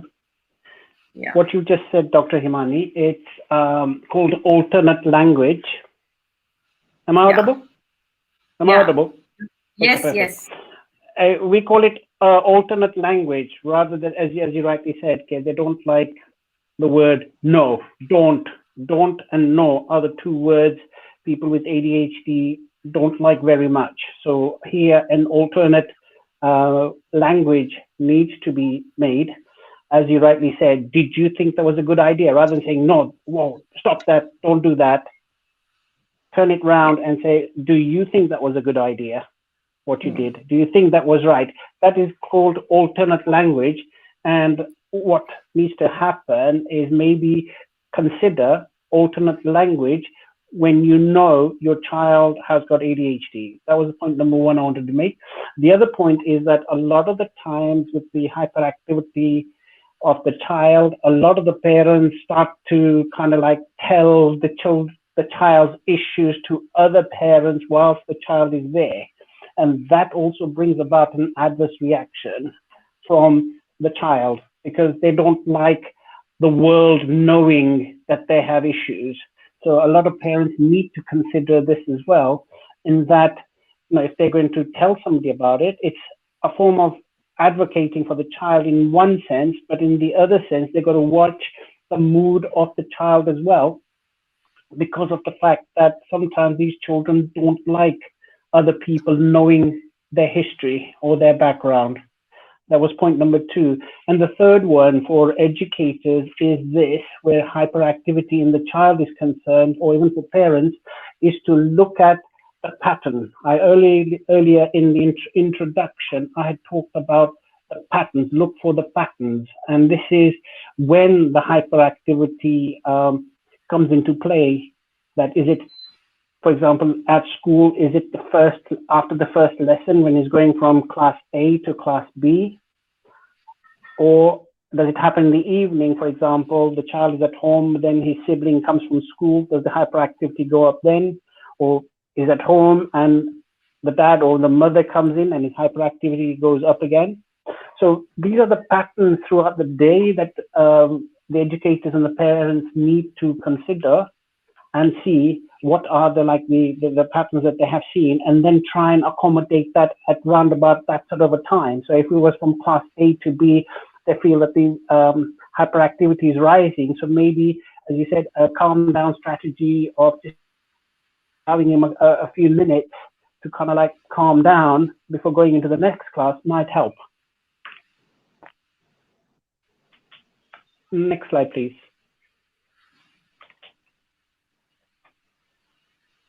Now sensory-based disorder. Yes, I am here. Now sensory-based disorder is a dyspraxia. Like they face a lot of issues. What are the symptoms you are found when the children or student having a dyspraxia? Like they are having a difficulty in organization difficulty. They face the fine motor skills difficulty. Concentration problem is there. Communication skill problem is there. And also classroom difficulties.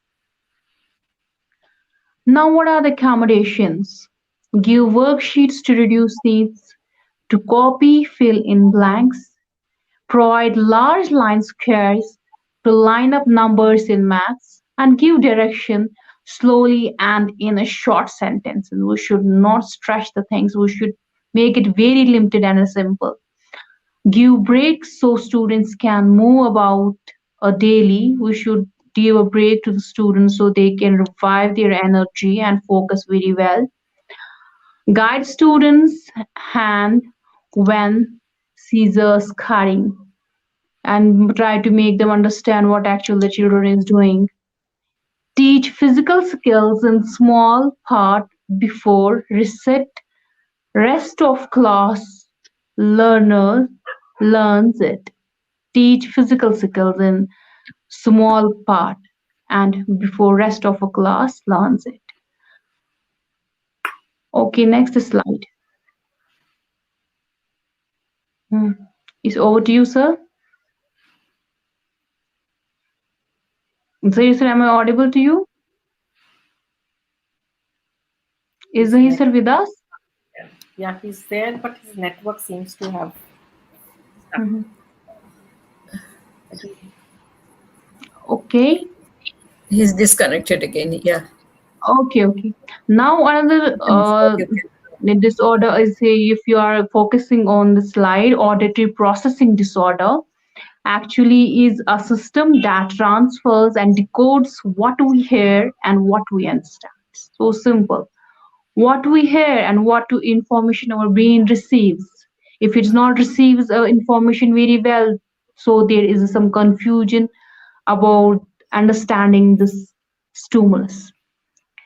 What are the symptoms if you find there's an auditory processing disorder among the students, among the school going children?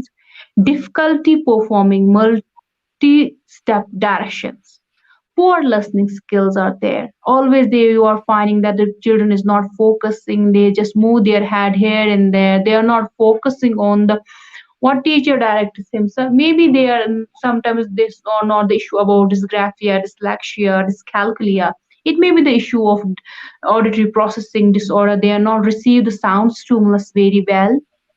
Slow auditory processing speed, language problems like developing vocabulary, understanding the spoken word, problems with reading verbal and reading comprehension, spelling and vocabulary they also find when there is a auditory processing issue. So these things are happening quite commonly among students.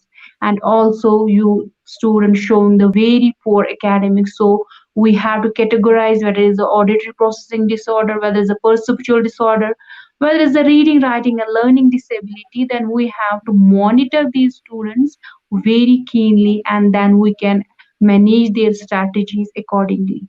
Next slide. Okay, if I can add a little bit onto the auditory, a lot of the Yes, sir, time, you can. okay, a lot of the time we see the issues that we do and we forget that it could be the fact that the child's not hearing so good. So just as much before any sort of like therapies or diagnosis or even assessment has been done, one of the things that's worth considering, and I'll be getting onto the next one on the next slide, is this, that maybe have the hearing checked first as well as vision, okay, because they can also add to the problem. So if the child is struggling with hearing or is struggling with eyesight, that can create problems as well, which sometimes can be mistaken to be a learning difficulty, where in fact it was a visual problem and suddenly the things are a lot better. So hearing check is important. That is not to say that if you've taken your child for hearing and they come out and the audiologist says, no, his hearing is perfect, then it could be a processing problem. So auditory processing and hearing are slightly different in this particular instance. So auditory processing, as the slide has just been described, is that, and hearing is the sound. So they might be able to perceive the sound, okay, which the audiologist will carry out. But if they're having difficulty through the ears, then it's an auditory processing issue. Next slide, please. Yeah. Okay. No. We need visual processing. The one before, sorry. The one before. The visual process, the previous slide, I think. Yeah. Perfect. Okay. So I talked about hearing, which Masrat did, to say, okay, there's an auditory processing and hearing are separate. We have the same thing here, vision and visual processing. And visual processing is sensory through the eyes, is a sensory disorder.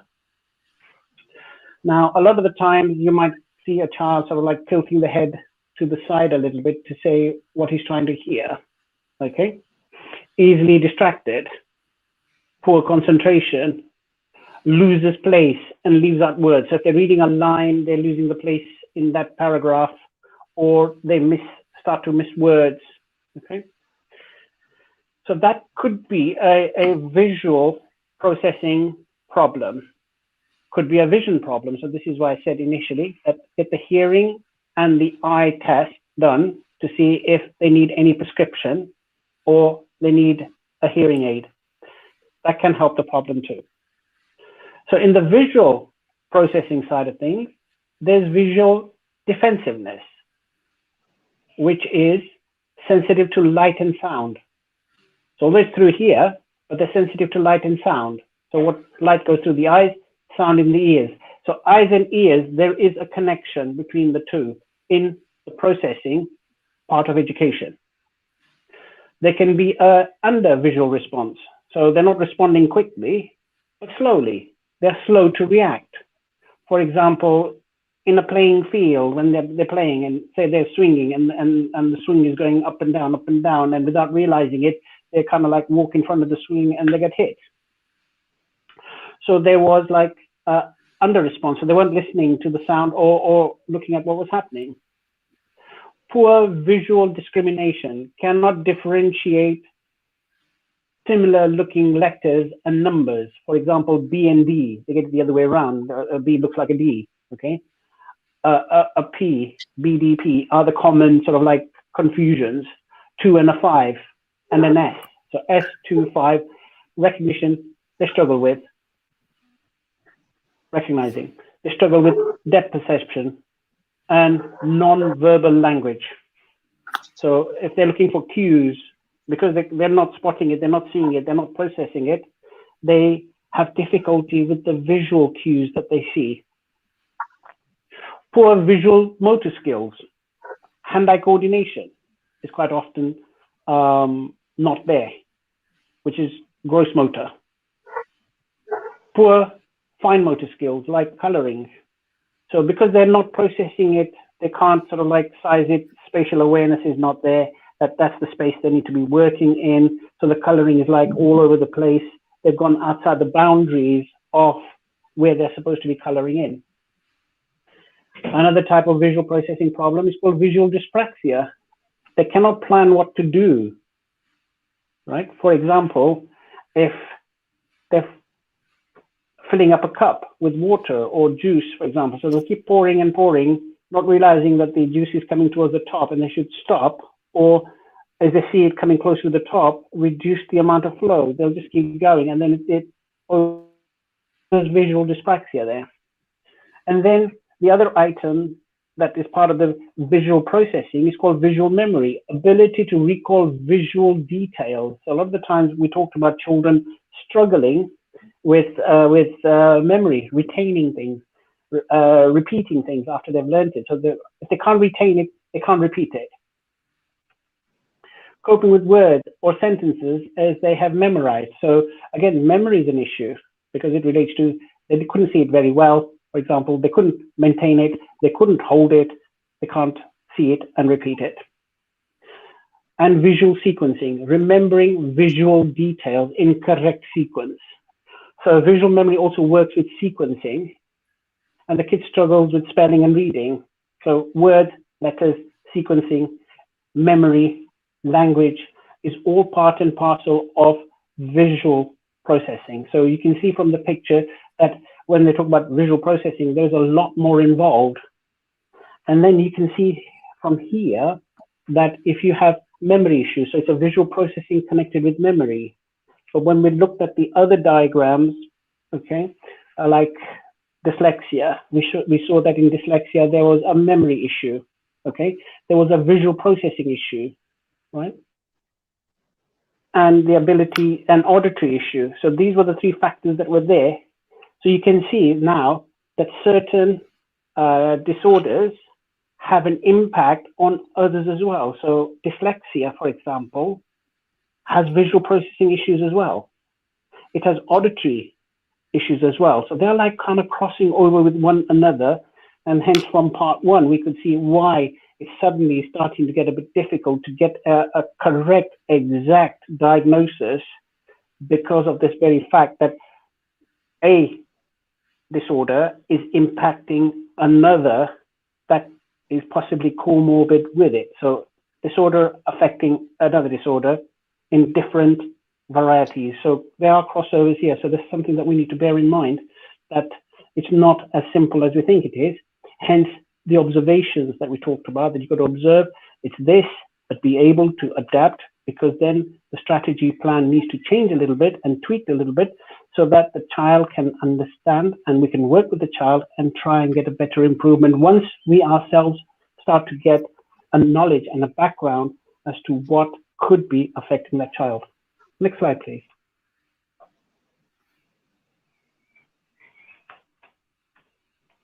That's right. Now we're on the slide, autistic spectrum disorder, the instructions and the strategies. Identify and apply. Identify issues in core categories and apply appropriate strategies. And praise and rewards is very important to enhance, to boost the children who are facing the associated conditions of learning difficulties. Praise and rewards is also a booster for the children. Like if you find the sensory issues, behavior issues, social skills, class support, and communication skills are very much important to identify and apply strategies for the children who are having such type of difficulties. Anyone wants to add, you can add here. Yes, it's again, a lot of things that have been said, as you can see in the diagram on the left, that people have used BECS and stuff like that. So it's recognizing what the child is doing and then applying. And there's a nice suggestions in there that can help with dealing and helping the child excel in the different areas. Just as an example, if they've got social skill issues, identify good and bad choices. So as Dr. Himani was saying, you know, is it a good idea? Is it a bad idea? That's the choices that we were talking about, that, you know, from a social skill point of view, maybe introduce, you know, work with that. Alternate language, identify classroom support, okay? Use the interest. So this is summarizing exactly what we had said earlier on, that identify their interest and work with that. So that will probably enhance the capability of what the child has. Okay, work out the sensory issues, identify the problems, identify the triggers, and then reduce those in order for the child to sort of be happy in the environment that they are. Because a lot of the times, a lot of these children, if they're affected, are not necessarily happy in the environment that there is. So we've got to adapt the environment to suit them to a degree. I think this picture is actually summarizing everything we have said in a nutshell very well. Next slide. Next slide. Perfect. Now over to you, sir. Thank you. So on top of everything else that we saw, that, you know, we've now started to put in strategies, we've started to plan and do things with the children that is helping them feel comfortable in the environment that they're in, and we've identified the social skills and everything like that. But if we don't know how the child learns and wants to learn, then whatever we have said to a point goes straight out the window, because it's not registered with them, because they haven't absorbed it, okay, or understood it. And for that, we've got to be, the educator or the parent has got to work out how the child wants to learn what you're trying to tell him. So the learning style becomes very important here. Is the child an oral learner, i.e. all the time you just speak to him and he just absorbs it and that's fine? Or is he a kinesthetic learner? So he wants to feel, touch, look at it. Is he read and write type learner? So he'll read it and he'll write it, not a problem. But if you talk to him, he doesn't want to, he's not interested because his mind is somewhere else. Or is he a visual learner? So if you show him, he will learn it. If you talk to him, he will learn it. So these are the styles we need to identify in the child. Okay, what sort of a learning style works best with that child? Now, in a class of 35, you're giving out instructions. It's very difficult, understandable. But if you can identify how the child learns, then we can use that with the accommodations and the strategies we have started to employ for that child in the classroom. So on top of accommodations and strategies, this is also a part of that strategy, that if he's learning it this way, so instead of talking to him, show the child or a visual plan as to what needs to be done. So the items on the right-hand side in the learning style section summarize this very well. In order to teach a child, one has got to understand their learning style, the type of learner they are. Once we have kind of identified what type of learning difficulty that they have. So from the previous slides, from the symptoms and traits that we saw, we could kind of like identify that, okay, so it's more like some like dyslexia way a little bit. Like, he's having memory difficulty, this difficulty, that difficulty. Then we start to employ the learning style to suit that type of learning difficulty. Accommodations for the learning difficulty. So we know that it's like this, and we've got the style, and then we've got the accommodations to suit that type of learning. Strategies and accommodations that can be applied both at school and at home. So it's not just school does it and that's it, because remember we said school and home have got to be working together in the interest of the child. So it's a case of whatever the school implements has got to be continued at home. So parents have got to work with the teachers. Okay, so you've identified this, this is how it is, this is how he learns, you have identified this. And if the teacher says, look, he learns better this way and that way, to probably implement the same way at home too. Because if the two are talking something completely different, because as parents do, we have learned what my style was umpteen years ago, and what the new style of learning is now is very different. So I can't implement my style on the present climate. Hence, the same applies to the children there, that how the school has identified their learning style, the home has got to continue in that style so that they maintain a quorum where the child is not confused in the two different styles being taught at home and at school, but they both are talking more or less the same thing.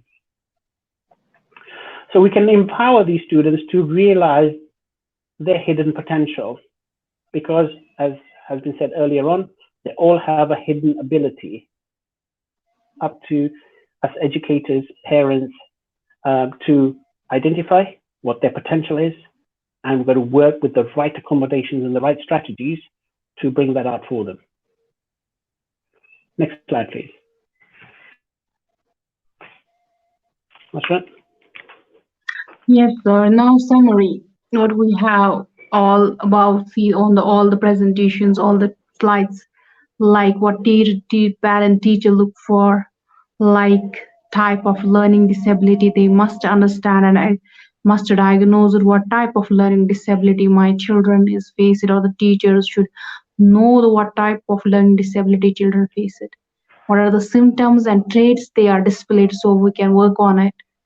What are the behavior patterns, where, when, and how. Then we can work on that so they can do excel in every field. What are the learning styles for the children who are having learning disabilities? What are the best learning styles for every children is different, every children is unique, they have different abilities, different way of learning, they're not learning as the same children is learning, there is some different learning styles.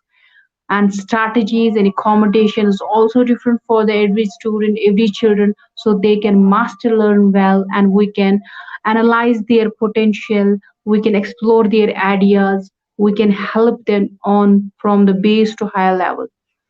Now, anyone, sir, you want to add here? Basically, you've said it in the summary, Masrat, that we have got to identify, basically, in a nutshell, we got to know our child. That's what this all down to, that you're an educator, you need to know the child. If you're a parent, you need to know your child. You need to know your child's capability, right?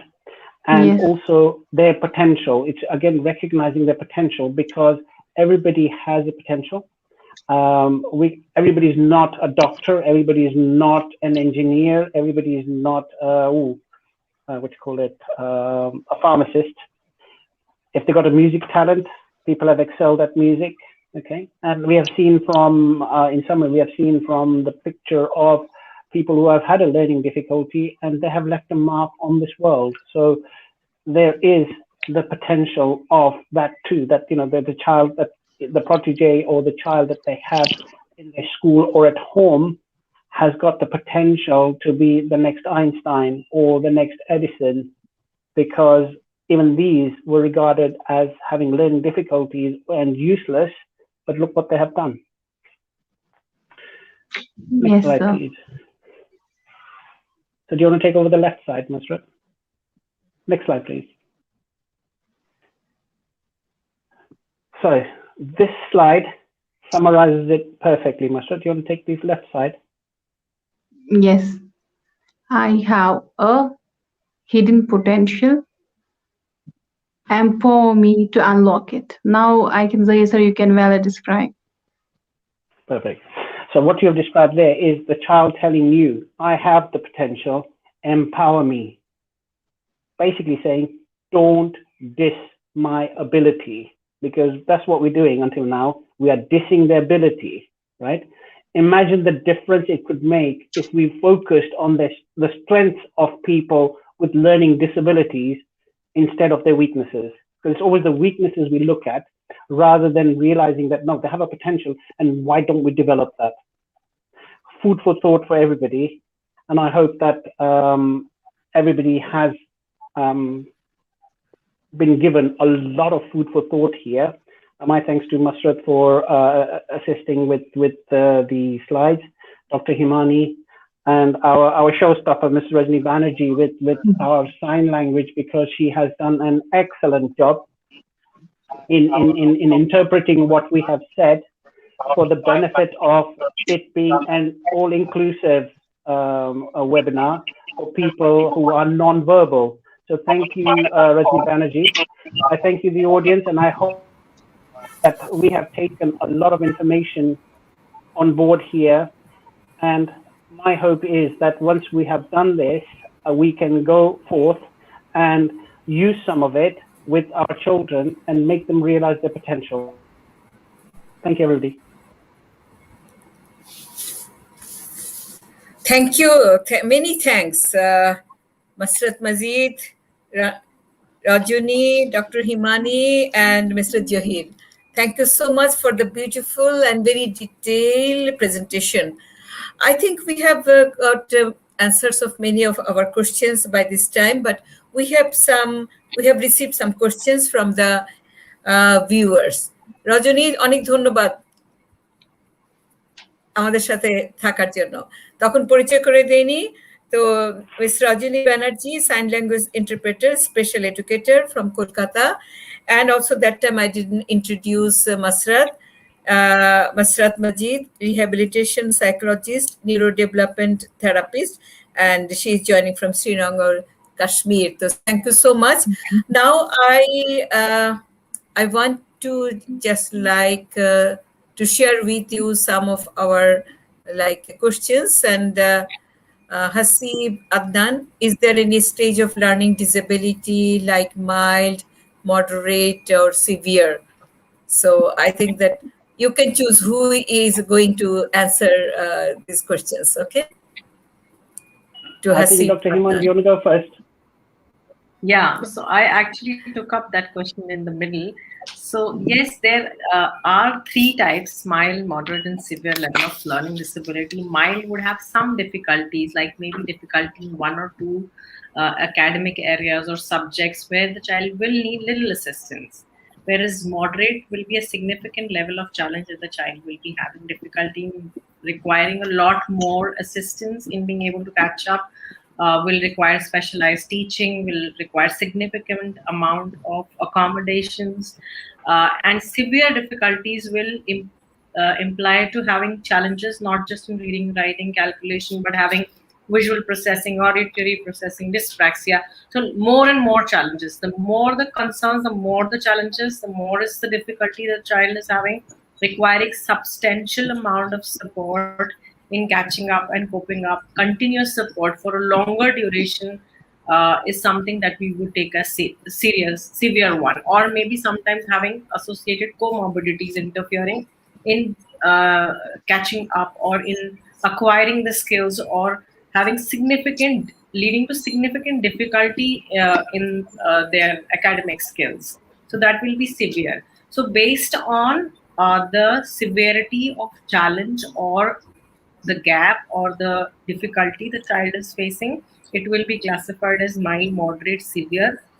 As such, when we do assessments, we till now do not typically have a scoring system to say, okay, this many points. Like in autism, we have scoring charts, we have scoring methods to tell this is the score and it is mild. This is the score, it is moderate to severe range, or this is the above this score, the symptoms are of severe kind. So that kind of a classification we don't have, but the severity of difficulty is something that will tell us whether the challenge is mild, moderate, or severe, and how much is the accommodation that is required to handle that situation.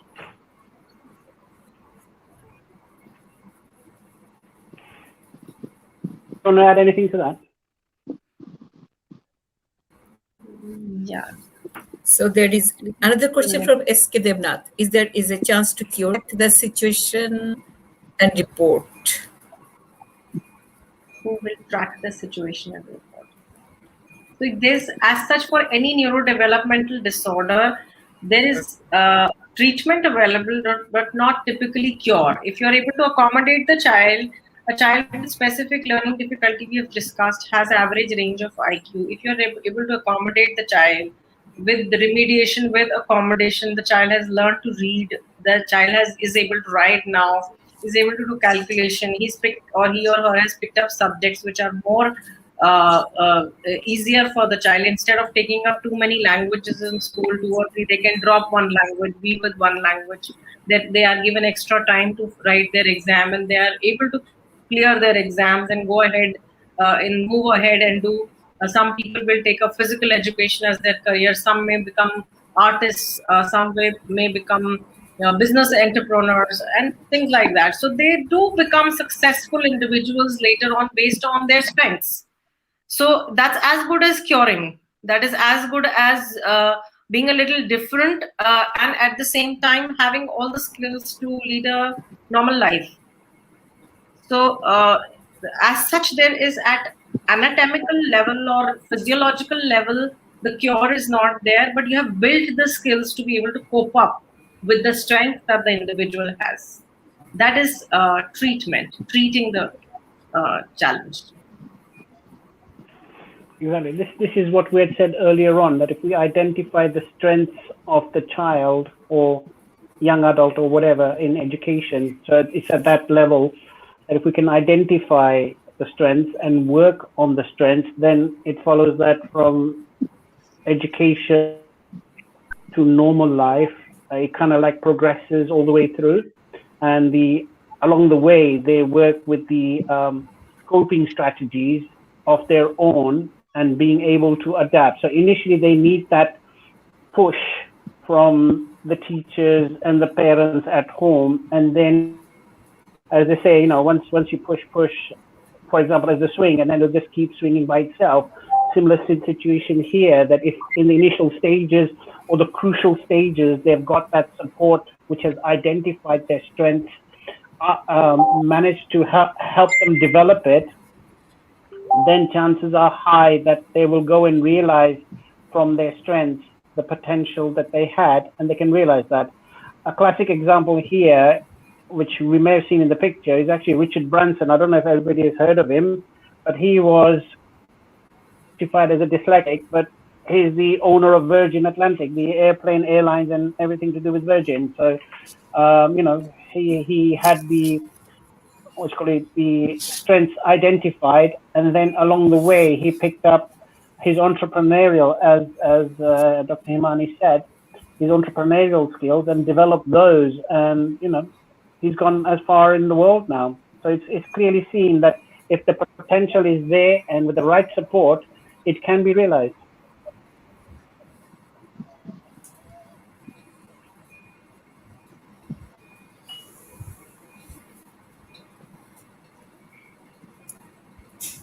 Okay, can you see the question, Nazmul Hassan Shagor? He's asking that already you have, I think you have answered this. Learning disabilities curable or management like life like autism. Already, I think Dr. Himani addressed that question. Yes. Any other question? Mehrun, who will actually assess the learning disability? Is it by doctor, therapist, or teacher? Already it is presented by your in your presentation, but you can also answer the question again to Mehrun. So it's a I would say it's a multidisciplinary set of people who would be tackling this situation. The teacher will also come across. They can also identify learning difficulty in their classroom. If a child is not able to read, write, and is running behind, then they can identify. They can send the child for a screening. A pediatrician, a lot of time, a pediatrician gets. The parents coming, oh, my child is not really able to do, doctor, give some medication to increase his intelligence, is the kind of challenge the parent will reach out to the doctor for. Give something to my child. He's not paying attention. He's not learning. He's flunking in class. He's not passing. He's not even getting passing grades. So that's the time that the doctor should start thinking, are we dealing with the intellectual disability? Are we dealing with specific learning difficulty? So yes, they can do a small screening and make them write, go through their notebooks, their class, tell the child to get their class notebooks, go through them, and clinically you can make a diagnosis if the child is having specific learning difficulty. But again, to support your clinical approach, you need a clinical psychologist who can add up to this information by doing testing. They would do an IQ test. First, a standardized IQ test to be able to find out what is the IQ of a child. First level solved. Then comes the specific learning disability battery, where they will be able to find out areas of concern and the how much is the challenge, and be able to comment on different areas. Third, we'll be doing an achievement score. What is the achievement level of the child? If the child is in 5th grade, is the child able to do a 3rd grade syllabus or a 2nd grade syllabus? What is the achievement level of a child in different subjects? And then combining all that information, you then involve an educator, a special educator, to plan the intervention, the IEP that we discussed in the presentation. So that's how everybody is involved. So the doctor is also picking up diagnosis, at the same time ruling out the medical causes of such concerns. Is the child on some syndrome, genetic syndrome? Is the child having ADHD? Do we need to treat the ADHD first? Or is the child having specific learning difficulty features? साथ में कुछ anxiety, depression, low self-esteem, or all these things are there or not? So then they will plan assessment by a psychologist, if any medication required, if a counseling session required, or motivation-based session is required. So that whole treatment plan will then be done by somebody like a developmental pediatrician, who would be the case manager, looking after all the spokes, managing all the spokes for the child. So that's how we manage and diagnose. So basically, it's answering that question. It requires a multidisciplinary team. Yeah. So hence, what Dr. Imani said is in order to identify the areas to tackle, etc. All that information has got to be taken care of first. First and foremost, medical has got to be eliminated out the equation before any form of therapy, be it behavior or otherwise, and educational plans to suit then need to come in. Which again, in a nutshell, it's a multisensory team that is normally involved.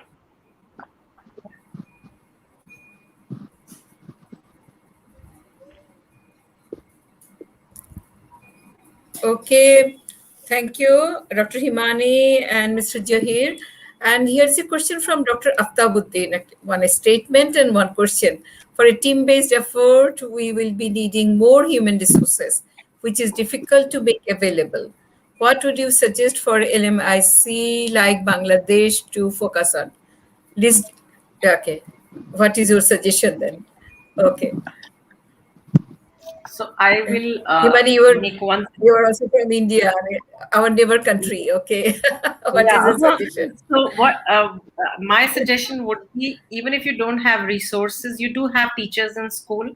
So you can start training the teachers in early identification, one, and you can introduce some screening tool in your early years, school years between 5 to 7 and 8 to 12 years. There are various dyslexia screening tools which can be taught to the teachers in their regular training part, or in their the trainings that you do intermittently to upgrade your teachers. So those can be introduced. A routine screening can be done. Teachers can be taught, even if you don't have a screening program or a screening tool available, you can teach the teachers what are the red flags, what are the signs of dyslexia, what are the signs of dysgraphia, dyscalculia, what are the symptoms with which the child will present, how the child is writing, the one we discussed in our first presentation. So once we teach them those identifying markers, they can identify the child. And then also at the same time, you can, the same set of resource, teachers only, psychologists you can involve, teachers, you can train them in doing, in applying the right modification in the classroom itself for those children. And you can also have some kind of a guidelines with the government or the national body about the accommodations which are required for those children, maybe having, including learning disability. Like in India, we, in 2016, it got included in as a separate disability. Earlier, it was not considered as a disability. It was included in mental retardation.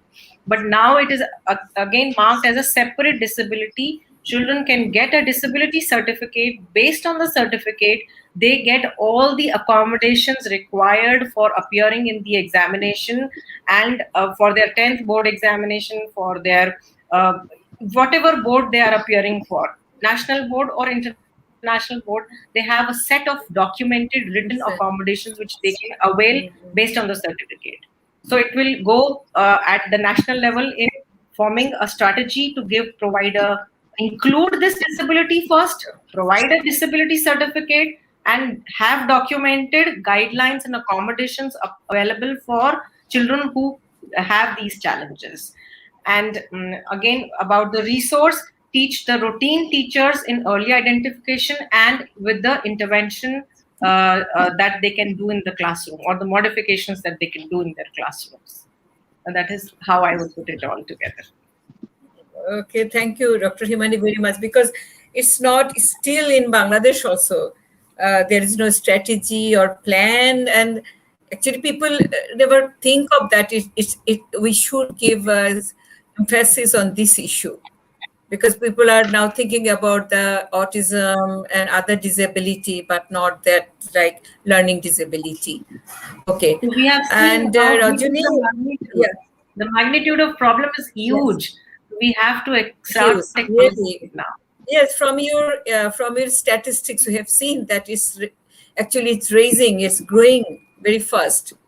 Yes, this disability. We should have to plan on this issue very much, and from the national level. From the government. Yeah. Rajani, there is a lot of appreciation for you.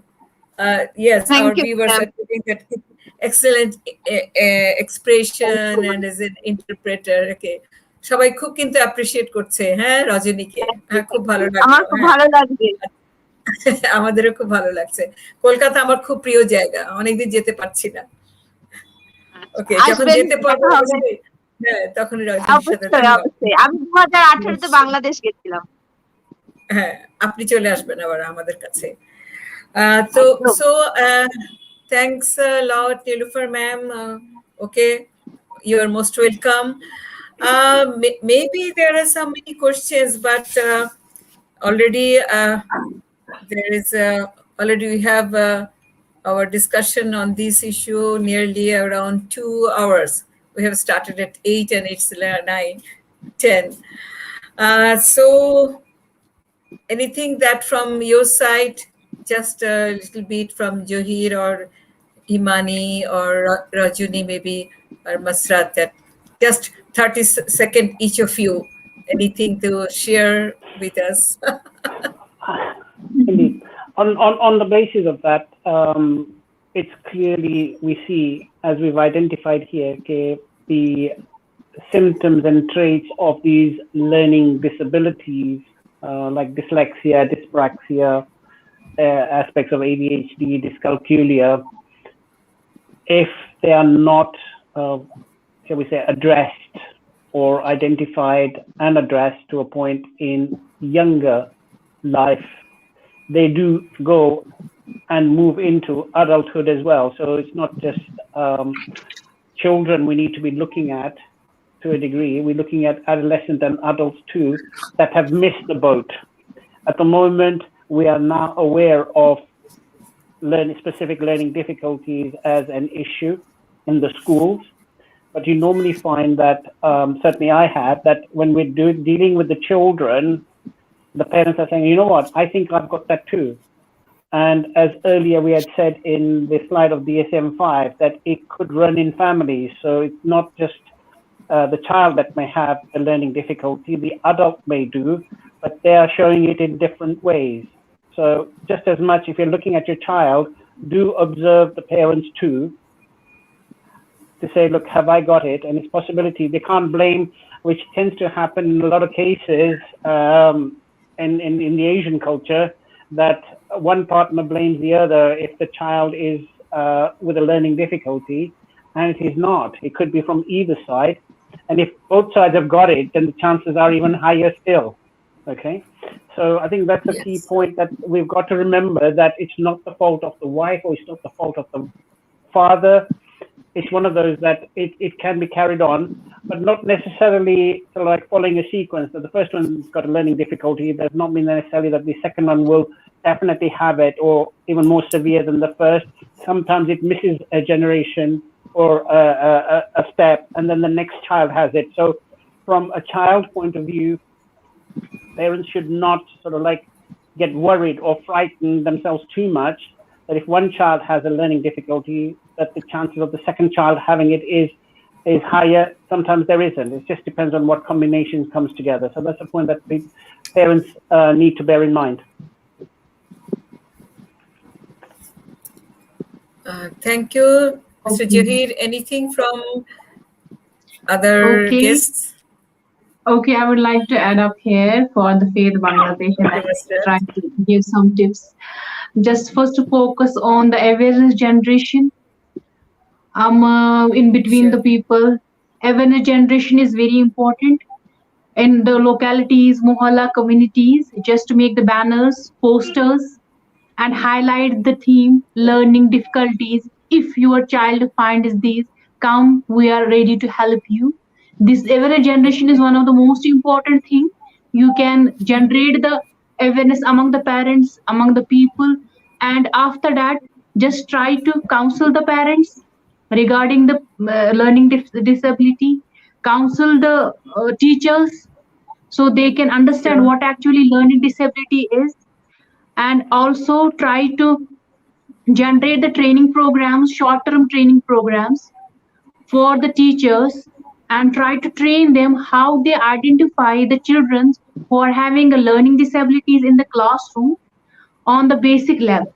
After they identify, I think they must be having a learning difficulty or not, try to refer the students to the specialist, especially the psychologist or the clinical psychologist, who make the proper diagnosis whether the children is facing learning disability or not. And after that, just try to early intervention, as we discussed it a lot more and focused more on that. Early intervention is very needed, and more and more programs should be on the learning difficulties among the children faced on the schools, and at the home levels you can generate the awareness in the mohallas, communities, through TVs, through media, through banners, through posters, through flexes, through every can get the idea what actually children might face it. And training programs are very important, which help the children and try to just admit the IEP programs and train the teachers. Especially, we need a special educators. We need the teachers who are excel on identifying the children who are having learning difficulties. Thank you.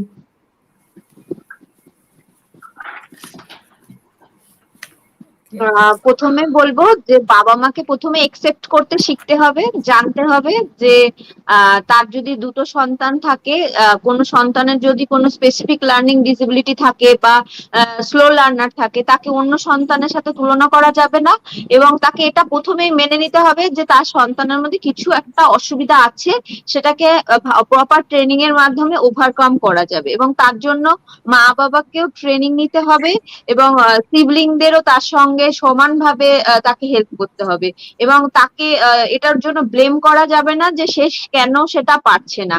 তার প্রবলেমটা বাবা মা, teacher এবং আশেপাশে সবাইকে বুঝতে হবে এবং তাকে যদি আমরা একটু হেল্প করি সে অনেক বেশি ডেভেলপমেন্ট করতে পারে।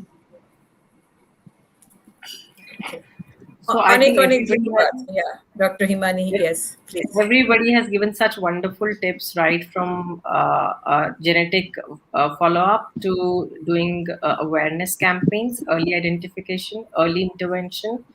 And I understood a bit of Bengali as well. What Rajni said, do not sidecast them. Do not give those derogatory comments to your children. Have trust, believe, and support them emotionally.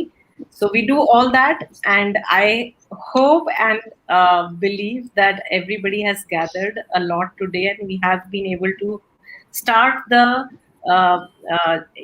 awareness generation campaign with Faith Foundation today. And I would just like to thank everyone from Faith Foundation for inviting us and for having us here to be able to take up this topic today. And I would also like to have a big round of applause for Rajni. We were all taking breaks, but she was on and on throughout the session, non-stop. Yeah. So thank you, everyone. And thank you. Thank you, everyone, our guests. আজকে আমাদের এই যে 2 ঘন্টার উপরে আমাদের প্রায় আলোচনা হলো, আমাদের প্রেজেন্টেশন হলো, আমাদের অনেক দর্শক শ্রোতা যারা আজকে আমাদের সাথে এতটা সময় ধরে ছিলেন, আপনারা যথেষ্ট মনোযোগ সহকারে শুনেছেন এবং চেষ্টা করেছেন। এটা একটা নতুন ইস্যু আমরা বলছিলাম বাংলাদেশে, এবং এটার ব্যাপারে আসলে অনেক প্রচেষ্টা নিতে হবে। এবং আজকে আমাদের প্রেজেন্টেশন গুলো থেকে আমরা বুঝলাম যে আসলে আমরা কিভাবে আসলে নির্ণয় করতে পারবো, ডায়াগনোসিস করতে পারবো তাদের আইকিউ লেভেল কি হলে। এবং আইকিউ লেভেল যদি আমরা দেখি যে বিলো এভারেজও হয়, তারপরেও কিন্তু আমরা মনে করব না যে সে ডিসেবল বা সে ডাম বা সে কিছুই বুঝতে পারছে না বা তার কোনো বুদ্ধিমত্তা নাই, তা না। সে কিন্তু দেখা যাচ্ছে যে তার স্কিল আছে যেগুলো আমাদেরকে হয়তো আমরা আইডেন্টিফাই করব বা আমরা চিহ্নিত করব। আর এগুলো একটা ইম্প্যাক্ট, তার হয়তো এডুকেশনের ইম্প্যাক্টটা কিন্তু সামাজিক ভাবে, সোশ্যালি, তারপরে এমপ্লয়মেন্টের ওখানে গিয়েও পড়বে, যেটা তার জন্য অনেক বেশি ডিফিকাল্ট হবে। সুতরাং আমাদের খুব আর্লি স্টেজে আমাদেরকে কিন্তু এটা নির্ণয় করতে হবে। এবং আমাদের যেটা হচ্ছে, আমাদের স্পেশাল এডুকেটর দরকার, আমাদের টিচারদেরকে এই বিষয়ে জানা থাকতে হবে, যেটা আমাদের অন্যরাও বললেন, রজনীও বললেন, যেটা হচ্ছে যে আমাদের প্যারেন্টসদেরকে ধৈর্য ধরতে হবে, তাদেরকেও বুঝতে চেষ্টা করতে হবে, অন্যদের সাথে কোনো কম্পেয়ার করা যাবে না, তুলনা করা যাবে না, এবং তাকে তার মধ্যে যে স্ট্রেংথটা আছে, হ্যাঁ, সেটাকে আমাদেরকে বের করে নিতে হবে। তা না হলে বাচ্চাটা কিন্তু শুধুমাত্র স্ট্রাগল করতে থাকবে, সে স্ট্রেসড হবে, সে মনোবল সবকিছু হারিয়ে ফেলবে। তো আমাদের যেটা হচ্ছে, এবং আমাদের আসলে জাতীয় পর্যায়ে আমাদের তো সামাজিক ভাবে আমাদের সবাইকে আমাদের অ্যাওয়ার করতে হবে, সচেতন করতে হবে। আরেকটা হচ্ছে যে আমাদেরকে আসলে জাতীয় পর্যায়ে এই জিনিসটাকে নিয়ে যেতে হবে, যেটা এখন পর্যন্ত হয়তো আমাদের সেভাবে আসেনি, যেটা অটিজমের ব্যাপারে বা অন্যান্য ডিসএবিলিটির ব্যাপারে চিহ্নিত হয়েছে, কিন্তু এই বিষয়টা এখন পর্যন্ত আমাদের অনেকের কাছে বা ন্যাশনাল লেভেলে বা জাতীয় পর্যায়ে এটার ধারণা আসে নাই। তো আমরা আশা করছি ফেইথ বাংলাদেশ থেকে আমরা এই ইস্যুটা নিয়ে আরো এগিয়ে যাব, এবং আমরা আজকে অনেক ধন্যবাদ, আমরা অনেক আমাদের আসলে আমরা কৃতজ্ঞ যে আমরা এরকম ভালো আমাদের কয়েকজন অভিজ্ঞ আজকে আমাদের গেস্ট স্পিকারদেরকে পেয়েছি। তারা তাদের মূল্যবান বক্তব্য এতটা সময় ধরে ধৈর্য ধরে কিন্তু ওনারা আমাদেরকে বর্ণনা করেছেন, এবং আমাদের যদি এই জিনিস আমাদের যদি মানে আমাদের ভালো লাগা থাকে তাহলে কিন্তু আমরা এই বিষয়টা নিয়ে আমরা আরো কিছু ওয়ার্কশপের মতনও করতে পারবো, বা ভবিষ্যতে হয়তো আমরা তাদেরকে আমরা ইনভাইট করতে পারবো আমাদের দেশে, যাতে করে ওনারা এসেও আমাদেরকে এখানে ট্রেন আপ করতে পারেন। এবং ট্রেনিং এর কথাটা কিন্তু বলা হয়েছে বারবার করে যে আমাদের ট্রেনিংটা দিতে হবে, প্যারেন্টসদেরকে দিতে হবে, টিচারদেরকে দিতে হবে, এডুকেটরদের দিতে হবে, এবং আমাদের সামাজিকভাবে একটা বড় সচেতনতা আমাদের আসলে বৃদ্ধি করতে হবে। So at the end that thanks, and my sincere thanks and appreciation to our guest speakers on behalf of Faith for joining us and presenting a very contemporary, and I think it's a burning issue. And if everyone is interested in this issue, we hope to organize some more programs with you, and we'll invite you to come to Bangladesh when the coronavirus or COVID is over. We can have in-person workshops or training programs, and we want to invite you to Bangladesh. So thank you so much. Thank you, everybody, our viewers, our administrator, who is actually take all the pain to share the presentation with us and be with us. So thank you so much, very much. And so we are now at the end. I'm finishing here today, and I don't want to say goodbye. I want to say that see you again, and Allah Hafiz, and very good night. Good night to you.